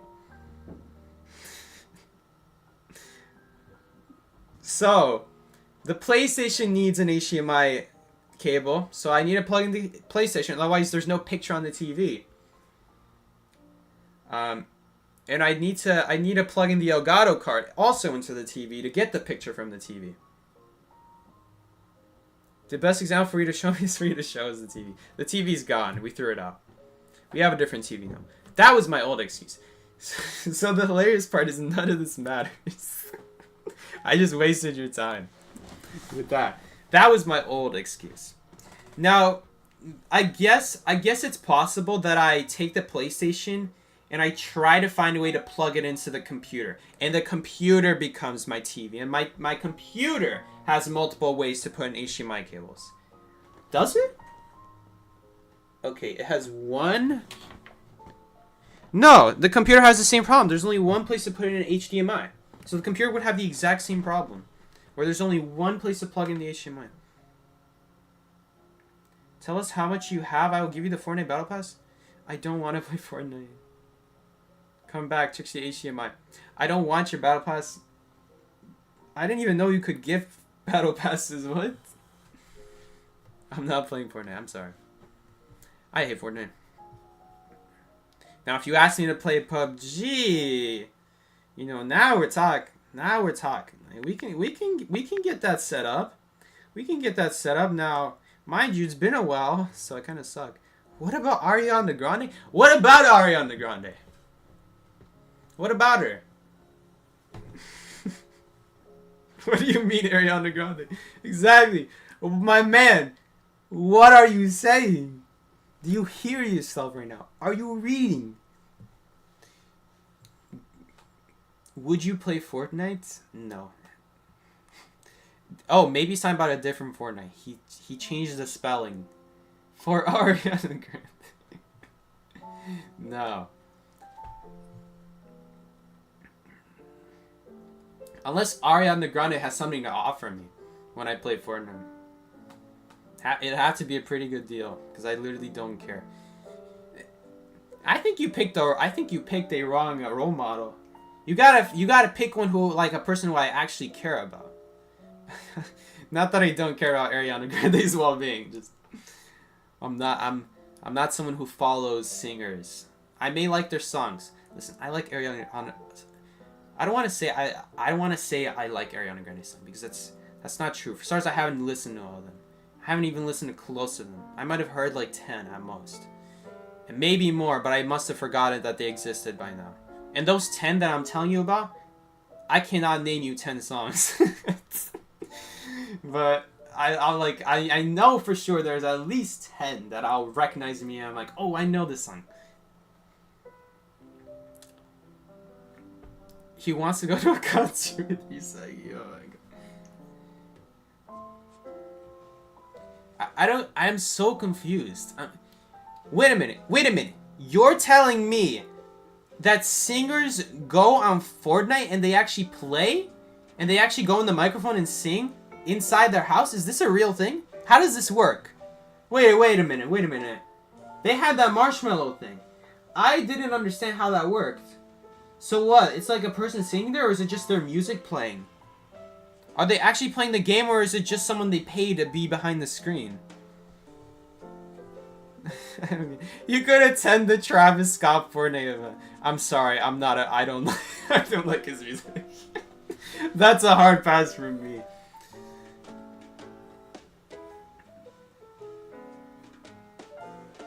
That's a hard pass for me. Maybe, here's the thing. Again, that's another thing. I don't like to say, oh, I don't like his music. That, again, because I'm sure if I search long and hard enough, I could find one that'd be like, ooh, I really like this song. But it doesn't mean I like Travis Scott. In fact, that doesn't even mean I like rap. It could be a rap song, and I could be like, I just really like the music. Or I'm just vibing to this music right now. I'm just liking it. Right? It doesn't mean that I like rap. That's why when people ask me what music do you listen to, Psyche, I don't have an answer for them. Not only do I not know genres, here's the thing, not only do I not know the genres of the music that I like, but even if I knew it, I still wouldn't want to give you an answer. Because it's like, it's not the only genre I listen to. And on top of that, I don't even listen to music that often. So just because I may like this song that happens to be, let's say, rock, doesn't mean that I like a lot of rock songs. I mean, maybe it's just that one rock song. I just don't listen to a lot of rock songs after that. What if Psyche is Ariana Grande? Dude, my sister's got a whole bunch of Ariana Grande pictures in her room. You want to see them? Psyche, do you listen to royalty-free dubstep? Hell no. I've never seen Psyche and Ariana Grande at the same place. Yeah, that'll be the day. Maybe she'll be like a YouTube fan. Maybe when my channel becomes 10 million subscribers, she gets kids. Her kids will be watching Psyche. I'll be at like a YouTube con, VidCon, or whatever it's called. That happens in California. She'll come up with her kids, have me sign their Psyche t-shirts or whatever. Give us a room tour? It's a basement. It's a basement. I'm streaming in my mom's basement. That's not a joke. I guess my mom and my dad's. They both own it. He definitely listens to Skibidi song already. I don't think the Skibidi song is that bad. I think it's actually kind of catchy. I just wouldn't want to listen to it for more than 2 minutes. Will you gift him a battle pass in return for a room tour? No. Alright, well this is the room tour. It's just a storage place. This corner of the room is the only part that's clean. Everything else is chaos. Alright, so let's do the room tour. Alright, let's do a room tour. Why not? Alright. Hold up. Gotta make the camera a bit bigger.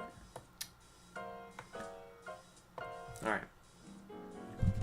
So, first of all, we got the closet. No one uses it. The only time I use that closet was is to record videos in, because that's the best place for noise cancellation. It's like one of those walk-in closets, so like I could like sit down in there. Not really anymore, because there's a ton of stuff also being used as like a storage unit. Oh no! Geometry, angles. Uh-oh. It's also very old. Next up, we have this thing here. Now, that's actually my name right there, and on that name tag. My parents used to prepare our clothes for us for the next morning for school, and they put our clothes on our names. That's a bunch of books from over the years from school. You'd have to get books. Those are some PlayStation 4 games. The only reason we put the PlayStation 4 games is because we actually don't have room anymore in these. Otherwise, we put the games in here. In fact, some of them fell out. Hold up. Alright. Well, doesn't fit anymore. So we got a couple of boxes like these. Here's another one. I guess the PlayStation games might fit in here. Actually, no, they don't, because... Oh, no, they might. Oh, no, they don't. Or would they? I think I tried. I don't think they do.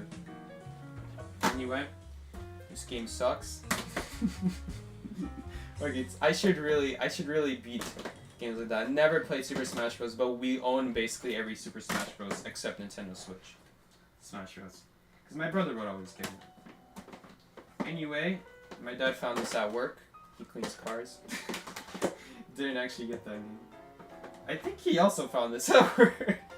Or did my brother get this? This game was amazing. But I hate Mario Kart 8 Deluxe because it's just a copy. Don't get me wrong, I love games for what they are. I hate it when you copy the game.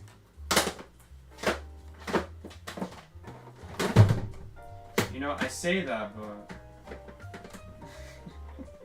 Okay, We got more Nintendo Switch games, but 2 of them are in the other room, just sitting next to the Nintendo Switch. Let's see what we got here.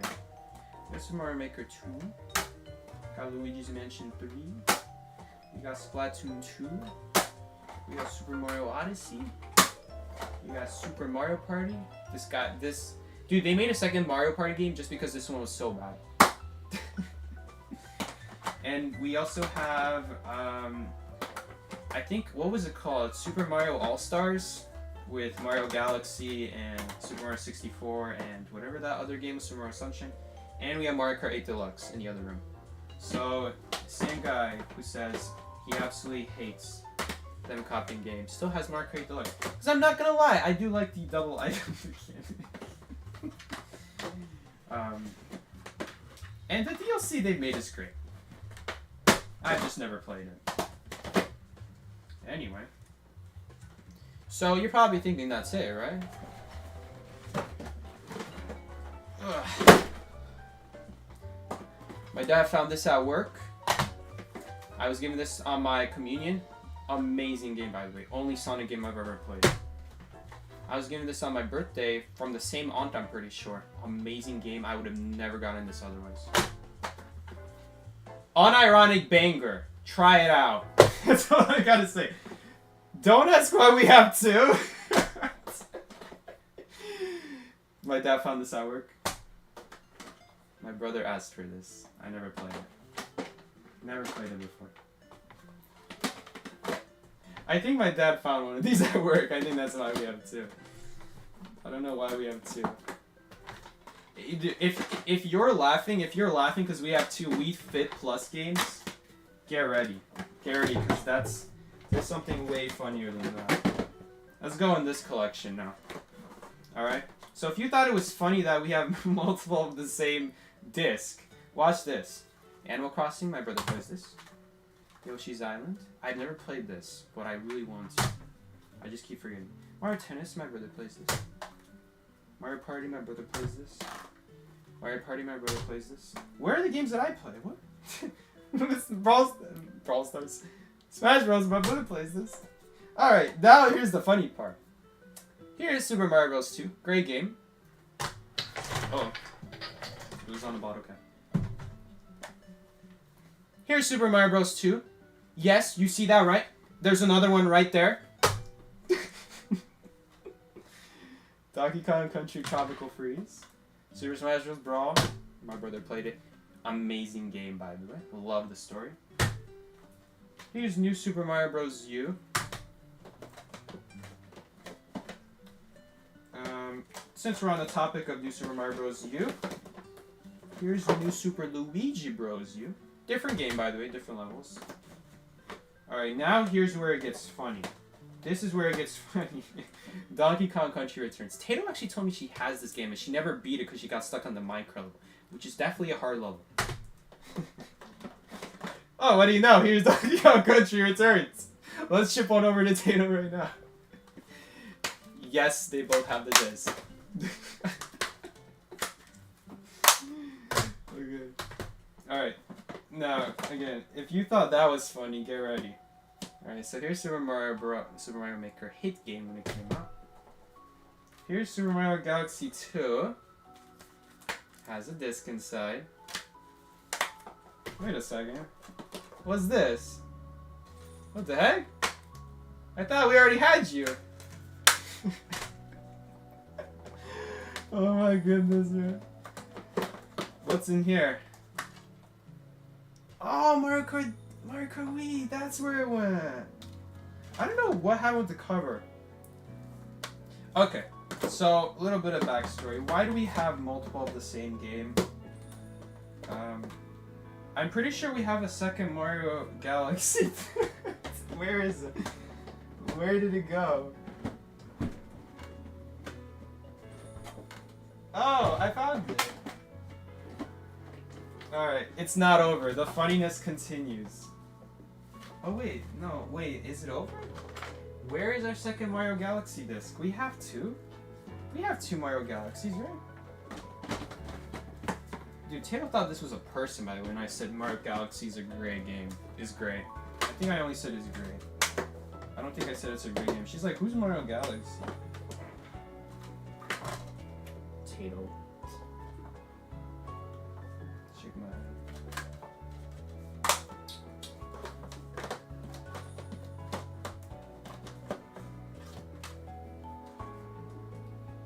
Okay. Well, I could have sworn there was a second Mario Galaxy. What the heck? Dude, I really don't know why we have 2 Wii Fit Pluses. I really don't know. Well, technically, if you think about it, when we got Mario All-Stars, I guess you could say we have 2 Mario Galaxies now, but I really got that game because I never played Mario 64 or Mario Sunshine, so for me, I think it's worth it. Also, it's fun to replay Mario Galaxy. Where is the second Mario Galaxy disc? What the heck? We have it, right? I could have sworn we had it. Well, anyway, so some of you guys are wondering, why do we have multiple of the same disc? Why do we have like 2 Mario Galaxy 2s? It's because the discs would break. Now, when you have kids, we must have been really bad at managing this, because we'd always be so confused. Why doesn't the disc work anymore? Especially Mario Galaxy, which is why I'm so confused. Why is there not a second Mario Galaxy disc? So what would happen is, basically what would happen is this, and I was so annoyed with Mario Galaxy 1, because Mario Galaxy, the disc worked up until the last level in the game, the Bowser's last final level.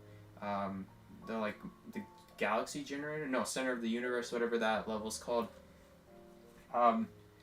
You'd click to go, accept Rosalina's quest, the whole animation would play, Mario would walk in the castle, there's this whole build-up, communication error with the disc.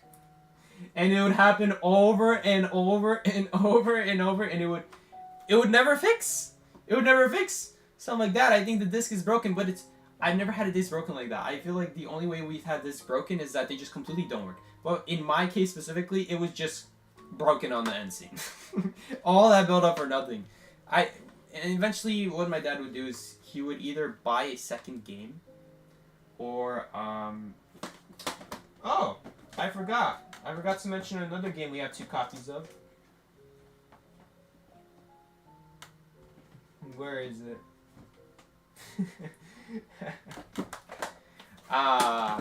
What a great game. Wait, what the? It's like every few years when I look through these games, I'm like, oh, that was a good game. Ah, that was a good game. And I'm like, what? We have a second one? Okay, this one I know why we have 2, because there was a 2v2 game. There was like one Mario vs. Luigi mode. It was so fun. It was so fun. It was so much fun. It is so rage-inducing and so funny at the same time. Amazing. It was totally worth 2. Maybe not for my dad's wallet, but anyway. That one I know why we have 2 copies of. And I'm pretty sure it's the same reason for the second game. I'm pretty sure also we wanted to play Mario and Luigi, so we had both games. Which is kind of dumb, because I didn't realize that if you just have a second 3DS, you don't need a second game. I didn't realize that. No, none of us realized that. And it's the same thing with Super Mario Bros. DS. You don't actually need a second game. You just needed to set up a server, and then the other person on the other DSi, we just need to go find it, and it will let you join them. Just don't tell my dad. Now, those games, like, I know why we have 2 of. It was on purpose. These games like this, though, the disc would break, and so when my dad didn't want to like repair because it would take months, because you send it to Japan and then they send it back to you, and the disc they send it back to you like kind of looks like this. That's why we got a couple of these, like these recycle icon ones, without like anything on it. Like, Psyche, what happened to the cover? Why is it just a disc? That's why. Now, I guess we must have repaired it, and then it broke again, and then he sent it to repair. Maybe he got another game. I don't know what happened. I don't know what happened. as far as I know, both these games work on the Wii U, and I tried those, so...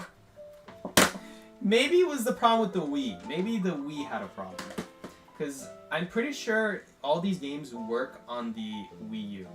By the way, you can play Wii games on the Wii U. So when our Wii U officially broke, we just started playing all the Wii games on the Wii U. That's kind of funny. Anyway, this part of the room is done. We finally finished this part of the room. There's a bunch of PlayStation games in there, but I'm not really too big on PlayStation. A couple notable ones are like Fallout 4, Red Dead Redemption. My dad bought that for himself and he never played it, by the way. I think it's still in its cover. I think it would be in its cover if my brother didn't open it. Garden Warfare 1 and Garden Warfare 2. Not Modern Warfare. You heard that right. Not Modern Warfare. Not Call of Duty. Plants vs. Zombies Garden Warfare. If you didn't play these games as a kid, you missed out.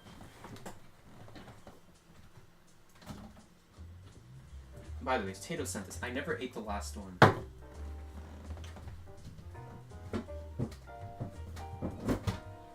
Really good games. Based off Plants vs. Zombies. They're shooter games. They're third-person shooter games. And they're really good. Speaking of that, this one not so much. If the Plants vs. Zombies franchise dies because of that, it's because of that game.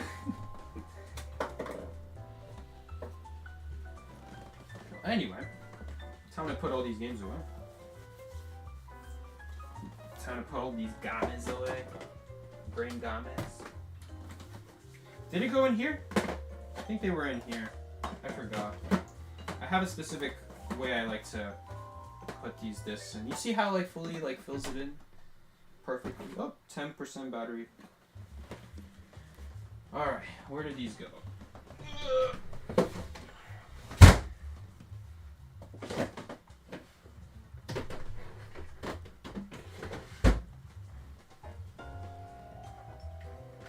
You know, I've never been a fan of discs because of how often those discs would break. Obviously, as we got older, we got better at taking care of it. But I just hate the idea of taking care of discs. Like, they're so fragile. And it seems like if even a fingerprint gets on them, now you don't know if it's actually genuinely broken or not. Like, generally, it seems like a fingerprint would break the disc. I like these a lot better. These like little tags, these little things you could take out and you just put it in the device. I'm glad they brought these back for Nintendo Switch. Also, they're way easier to like, I think, organize, right, than the disc. Let's say you remove like the cover, like maybe you have like this little thing that you bought to put all your games in. Like you guys seen one of those things, like all the Nintendo Switch kids at school, they got one of these. They got like this weird thing where they open up like some map and they have all their games lined up in there, like a special spot for each one. You could buy that. It's a lot easier to organize for something like that. Then like let's say a disc, and then you basically have to like have a book. Like each you basically have to like have a book of these. Each one is like a slot to put in. Uh-oh. I think I put it in the wrong way.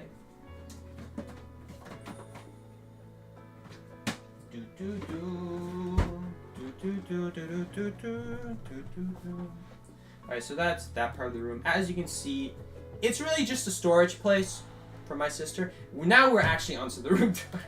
It's really just a storage place for my sister after she moved back. So, we even got the vacuum there. We got the gigantic bag that she leaves her stuff in. We got the trash can. Even my backpack is here. Hey, backpack. And then that's the door right in front of me. Alright. And I guess one more thing. All the wires are getting everywhere. That's the microphone. Hello, microphone. And we got a painting. It was good painting. Really, that painting is just here because my mom doesn't want it anywhere else, I think. I don't know why she doesn't have it upstairs. Maybe because it doesn't fit? Some reason I don't understand. Fit as in, like, obviously it fits, but does it fit with the rest of the house, I mean? Wow, that was a really long room tour. Are we done now? Oh no, we're gonna be here all day trying to fix this camera now. Oh, I think it's fixed. There we go. Perfectly lined up. So after the Fortnite stream, will you stream Nintendo games as well? Oh my god, we're still on this. It's like oh my god, he's actually still here. I thought we would have bored him to death with actual good games actually instead of Fortnite. I'm kidding. Fortnite's cool. Fortnite's cool, just not in my taste.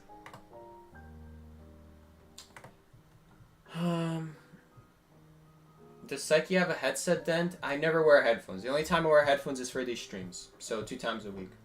Maybe 3 times a week if I stream. When I post videos, if I post videos, I never wear headphones. I never wear headphones. I always listen to it with just the sound blasting. Well, not sound blasting. Obviously, I don't. I just mean I don't put on headphones. Okay, let me read the chat.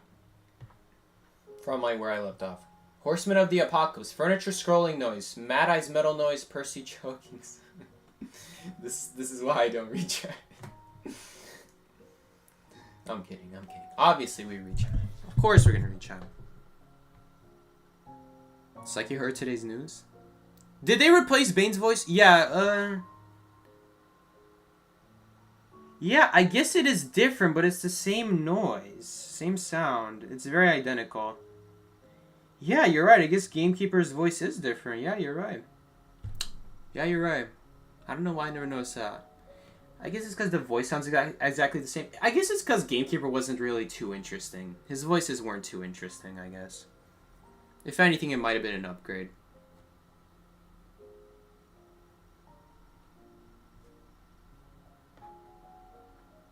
Okay, so I'm back at the HDMI section of the chat. Okay. Psyche listen to Ariana Grande. Do Lady Gaga and Billie Eilish have done it? Alright, I get Billie Eilish. Because, you know, she like emo. She's probably on the internet 24/7. But Lady Gaga? Dang, bro. I thought she'd be in the club or something. Psyche likes Ariana. Spread that info. I never like to say that I like this genre or that I like this artist, singer.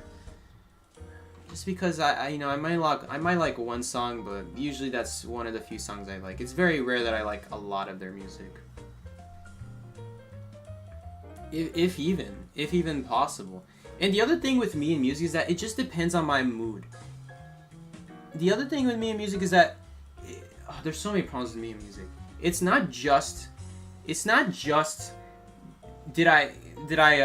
my mood. It's also like, did I listen to the song too much? For me, asking my favorite song is like asking my favorite chips. All right. Put yourself in my mom's perspective right now. All right, you go grocery shopping every week and you decide, all right, let me get Psyche his favorite bag of chips, right? He'll be happy. He'll see it. He'll be like, thank you, Mom. I love these this chips, right? And you get it from the next week, and he says thank you. He loves it, you know. He says thank you. He loves it. And keep in mind, Psyche doesn't want any other chips. This is the only one he wants, right? And it's like, let's just give an example. Flaming Hot Fries. That's one of the chips I like, right? All of a sudden, after 2 months, Psyche says, Mom, could you get me Flaming Hot Funyuns? And she's like, wait a minute, I thought you loved hot fries. And I'm like, I do. I just had it too much. So now they're not really my favorite. I'm kind of tired of it. So Mom gets Flaming Hot Funyuns for the next week or so, or whatever. Right?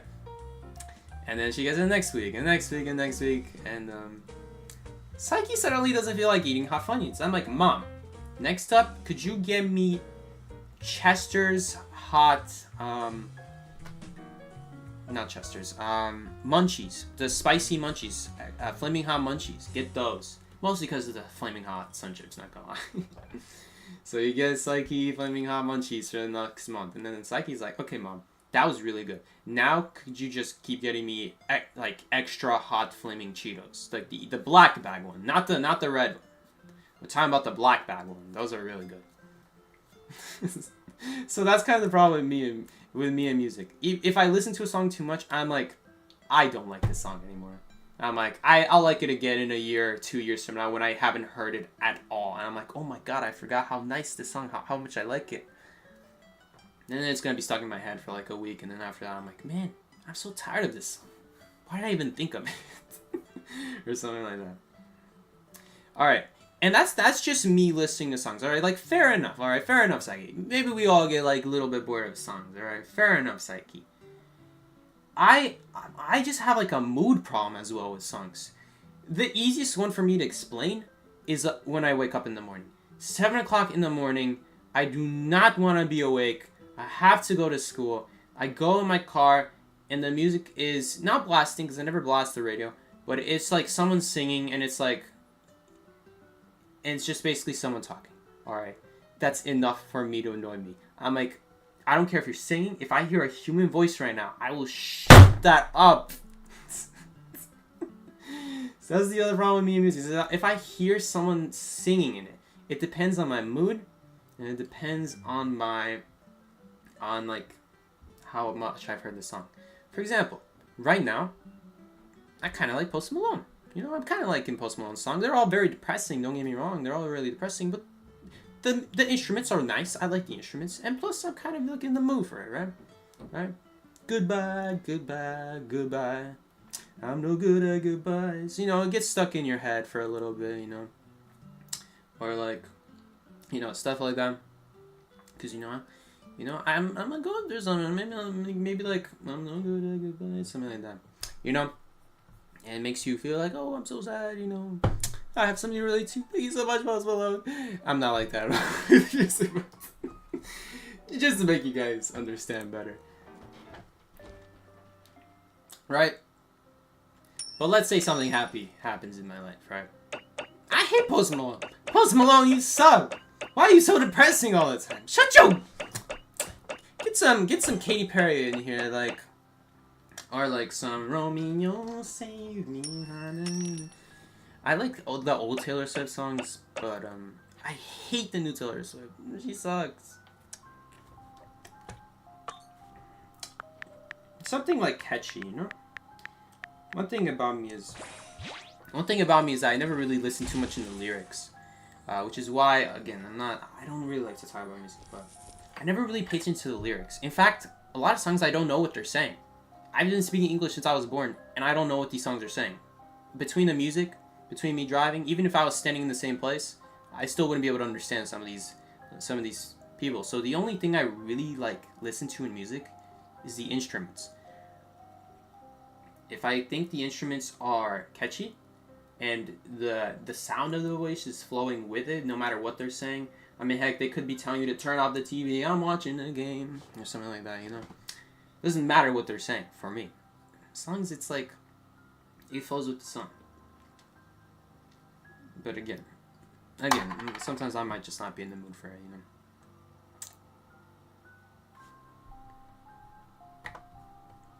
So yeah.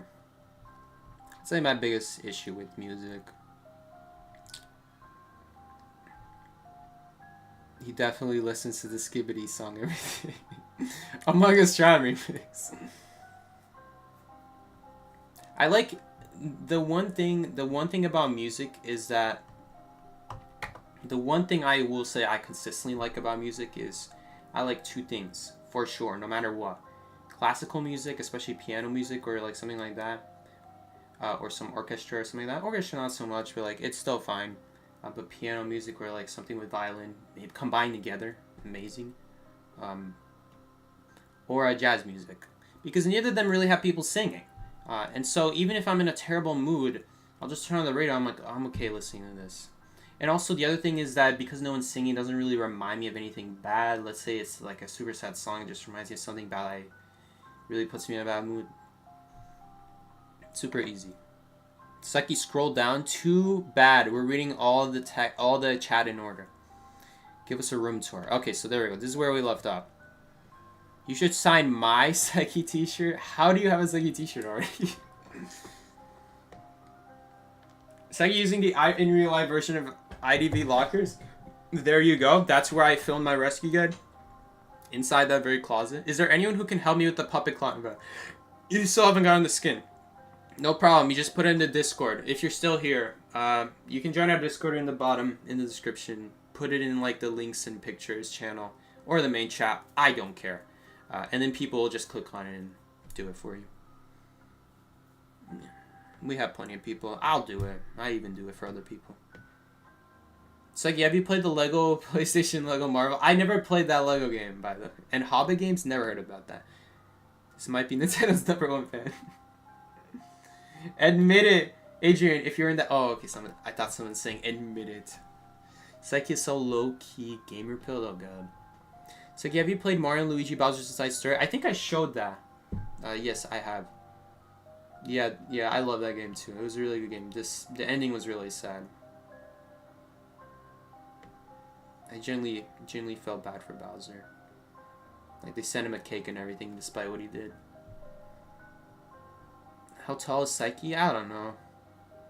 At least 3'5". Yeah, that's a good estimate. 7 feet? Okay, that's a bit much though. You love Rayman Legends? That was Rayman Origins. How is your dad finding all this at work? Okay. So he cleans cars. Alright, so he rents out cars to people. He's a private contractor. He rents out cars to people. And obviously people come back with those cars and they return the cars. And it's their job to take out all the stuff from the car. And sometimes people will forget things. Now, those are pretty rare finds, and those are like some of his best finds, if I'm being honest. Because they're just straight up AAA games, you know? They're like $60 nowadays. Are they more with inflation? I still hope it's $60, because that's how much they were 10 years ago. But anyway, he'd find them in the cars, and they wouldn't come back for them, so he just kept it. And he does that for like a lot of things. But the games were...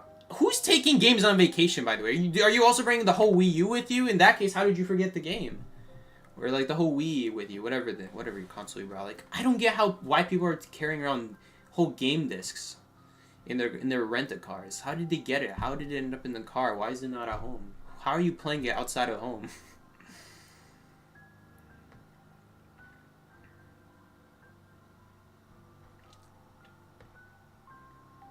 Just Dance. Wii Fit slaps. Dude, Wii Fit hula hoop game. Wii Fit hula hoop game. Get on my level. Wii Fit hula game. hula hoop. What the hell? Hula hoop game. By the way, hula hoops in general. Who remembers those? Donkey Kong Country's Returns returned. I should just name that single. I should just take tape on the second Donkey Kong Country Returns game and just put Donkey Kong Country Returns. It returns. It's like, I'm forcing you to talk to me about Nintendo games. Please and thank you. Nope. So why do you have so many repeated games? That's a good question. Mostly because they kept breaking. Some of them we got extra copies so that we can play with each other, though. Well, like my siblings. Mario Kart Wii is forever the best one. Yeah, it's pretty good. Except I didn't really know how to wheelie. And I only used the bullet bike because it was a bullet. Happened to be one of the best vehicles. Meanwhile, my brother was using the off-roader. and then he told me, why am I always getting such low placement? It's like we talked about it a few days ago. We were talking about Mario Kart Wii and how we were playing such bad vehicles back then. And then he'd be like, "Oh, I picked the Bowser face bike and the off-roader, and whenever I went off-road, I'm like, why am I always getting such low spot?"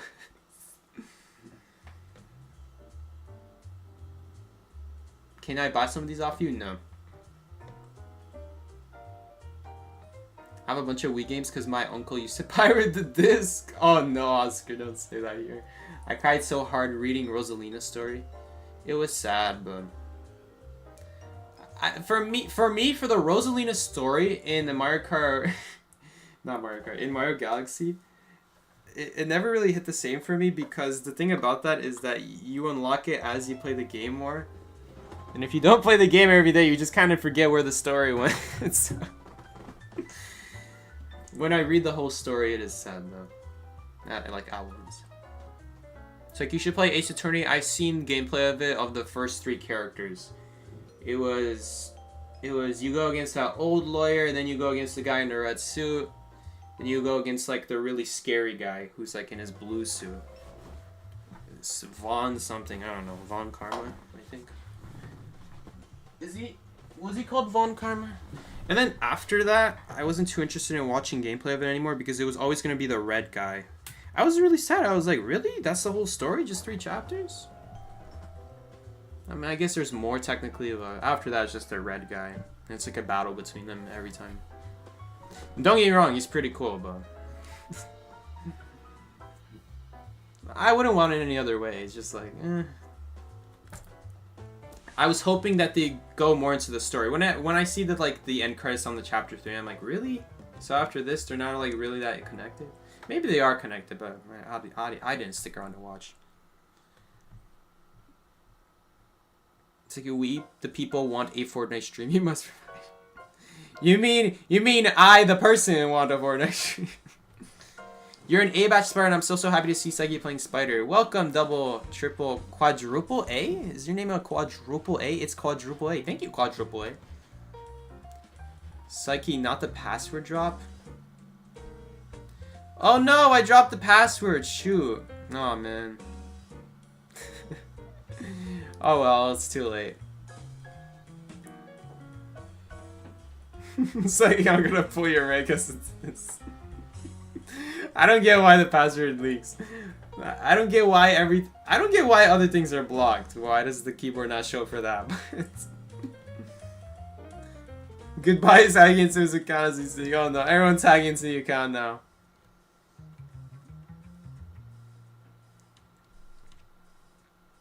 Please check Discord, Psyche. Alright, I'm checking Discord. Psyche, scroll down in chat. Everyone thinks your password dropped. That's funny. Alright, I guess we'll have to change the password. Give me 1 second, guys. Changing the password.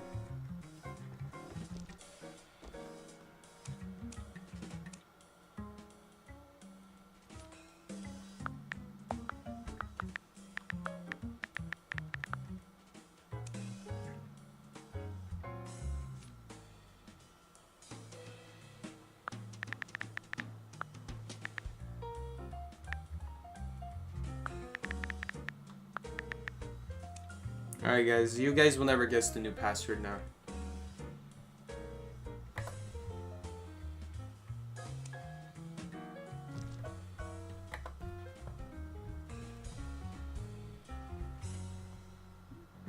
Already stalls identity. Yo, what's going on everyone? Psyche here.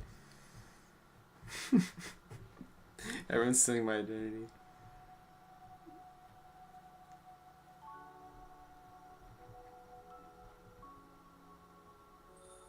By the way, guys, just so you know, that's not a big deal. The secondary password is not the same as the account login. That's not the same thing. The secondary password is for in-game stuff. It's not actually connected to your account. The only thing that's connected to your account is like your game center, your Twitter, if you chose to use that, whatever you chose to use.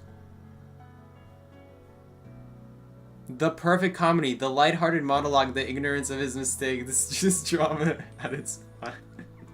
This is dramatic irony at its finest. I just did it without even realizing. What was I even talking about? That made me forget. Chat is us really trying to communicate the message. Guys, the moment you saw it, it was already too late. It doesn't matter if you said anything. It's like watching a character while they're happy knowing that they're gonna die in minutes. You guys thought I was gonna get hacked? That's not the same password. What did you guys think the password? What would the login be? Oh, it's gonna be Psyche. The username's gonna be Psyche, and the password's gonna be Minecraft1. Oh my god.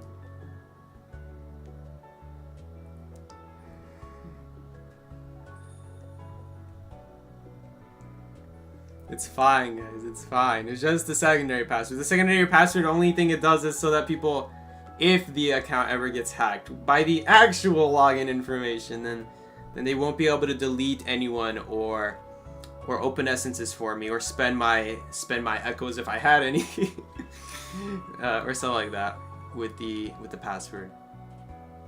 So they have to get through a second password basically. They wouldn't be able to change my name, for example, you know.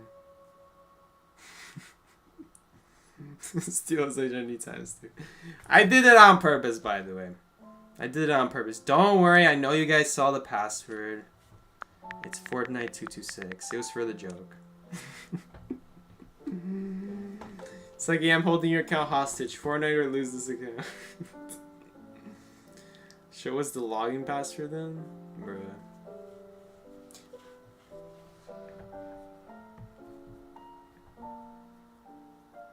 Alright, Fortnite burger stream. Alright guys, I think we're gonna end the stream here. It's way past time. Oh my god. Love your hair. Thank you so much, Samar. I appreciate it. Let's discuss the game. I have some unique insights. I wonder what they are. Hi, I'm Sailor Kurami. I'm sorry, Sailor Kurami. I'm sorry, I just don't have space on my friends list. Are we already at the max? I think I'm already at the max. Here, let me try to friend a random person. Uh-oh. Well, okay, well, you can send friend requests, but I'm pretty sure it shows that their friend list is full when they try to accept. I really hope I don't get a random. If that person accepts me and there's space, then I'm just gonna get a red dot and I'll delete.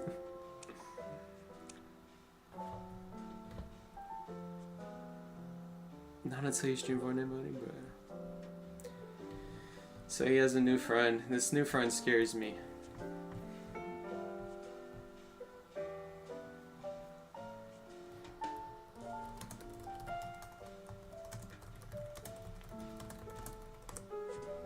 Hold up. Someone says I played with them. We gotta find it.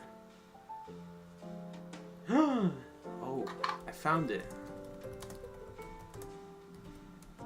Jeez. Ray is messaging me. Do you want to survive rank or are you playing Hunter full session? Hunter full session.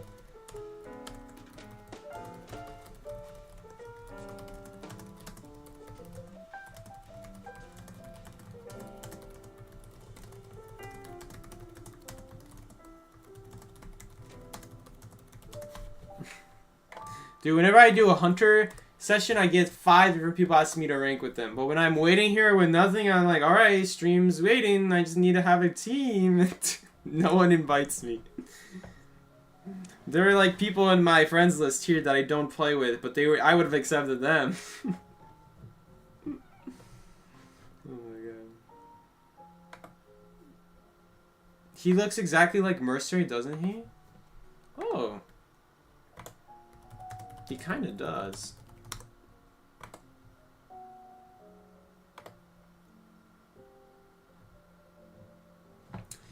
Well, I mean, Mercenary and Fortnite kind of exist.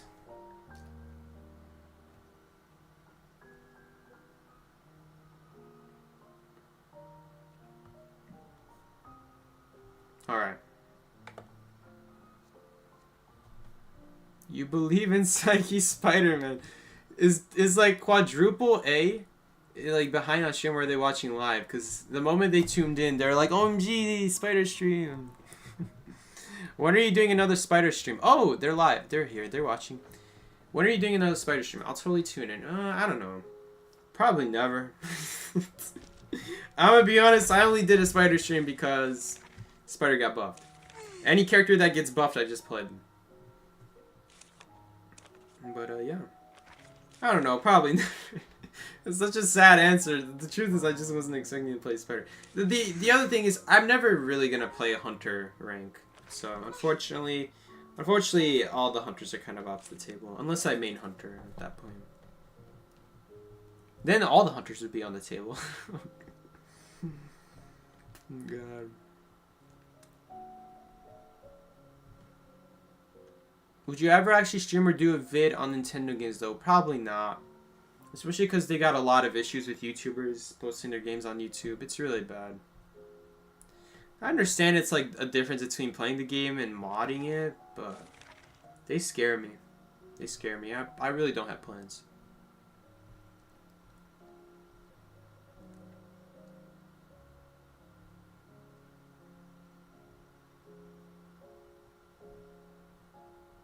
It's like he held my Wi-Fi zipped up.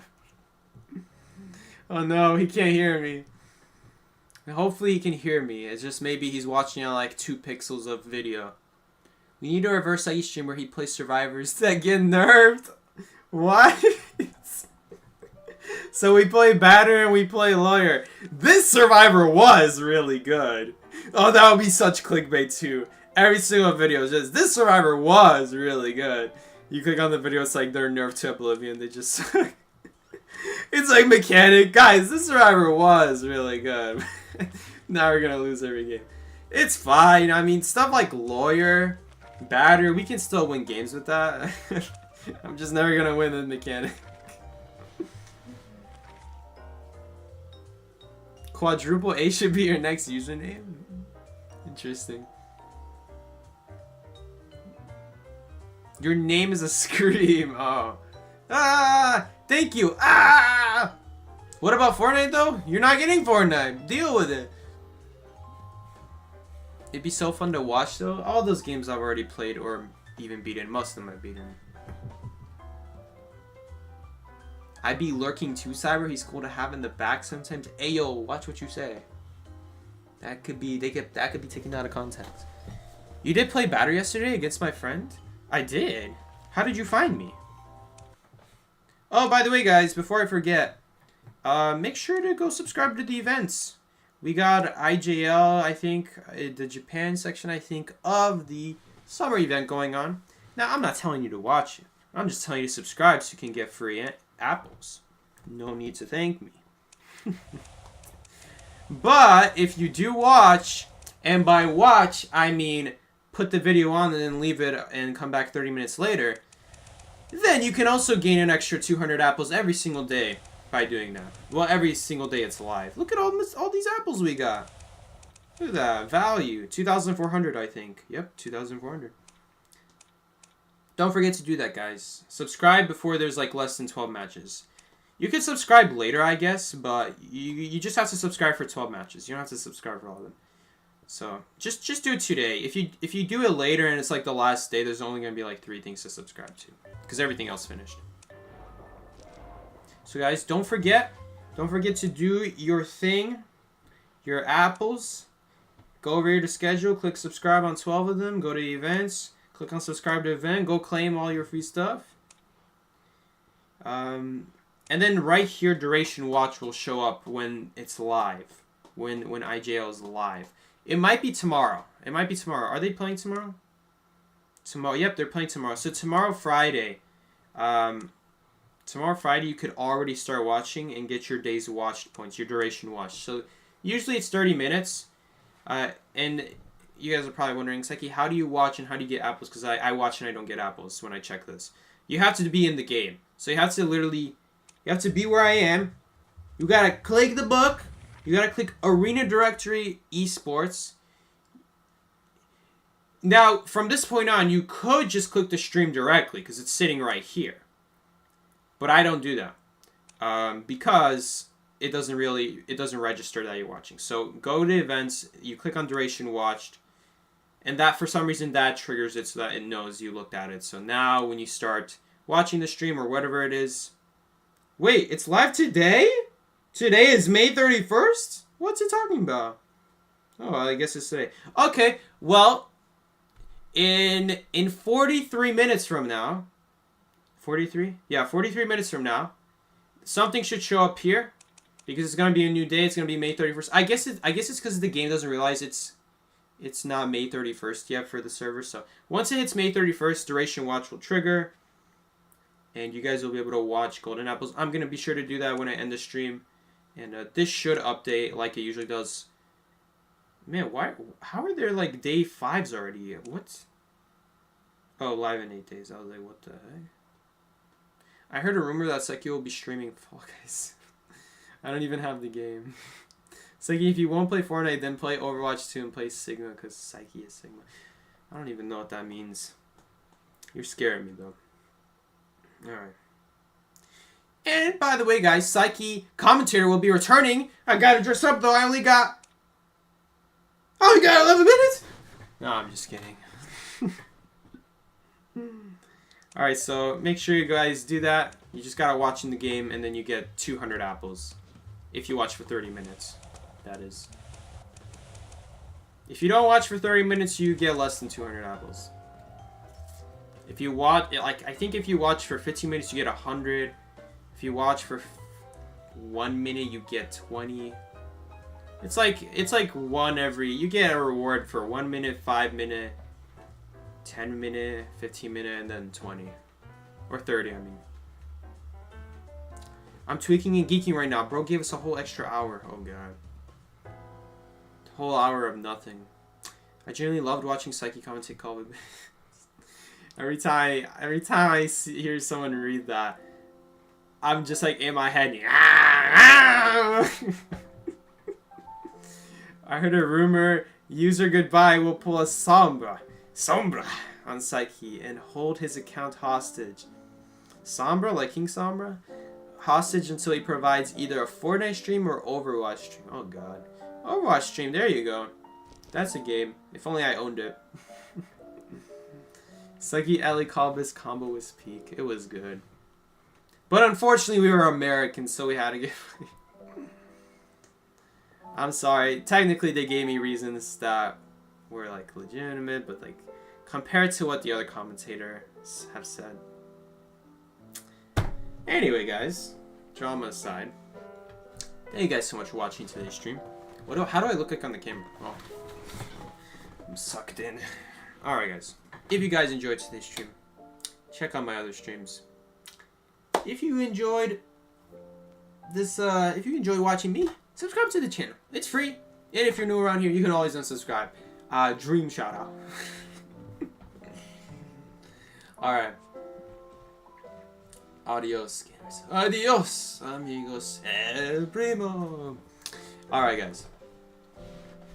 I played Brawl Stars long ago before it was global. I hate Brawl Stars now. Before it went global, I went from a love-hate relationship all before it ever released with Brawl Stars. Still hate it, by the way.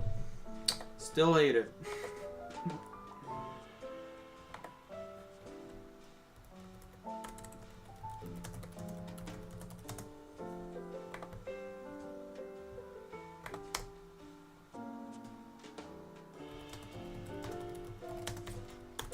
Alright. That's enough for today, guys. I'm gonna close the stream out. If you enjoyed the stream, go check out another stream. I have a whole playlist in the description. I also have the Spider song in the description below if you want to read and sing along with me. The Spider Buff. The Spider Buff. All down there below. Sad I missed the whole thing. Guess I'm restarting. Take care, Limey. Thank you so much for coming. Alright.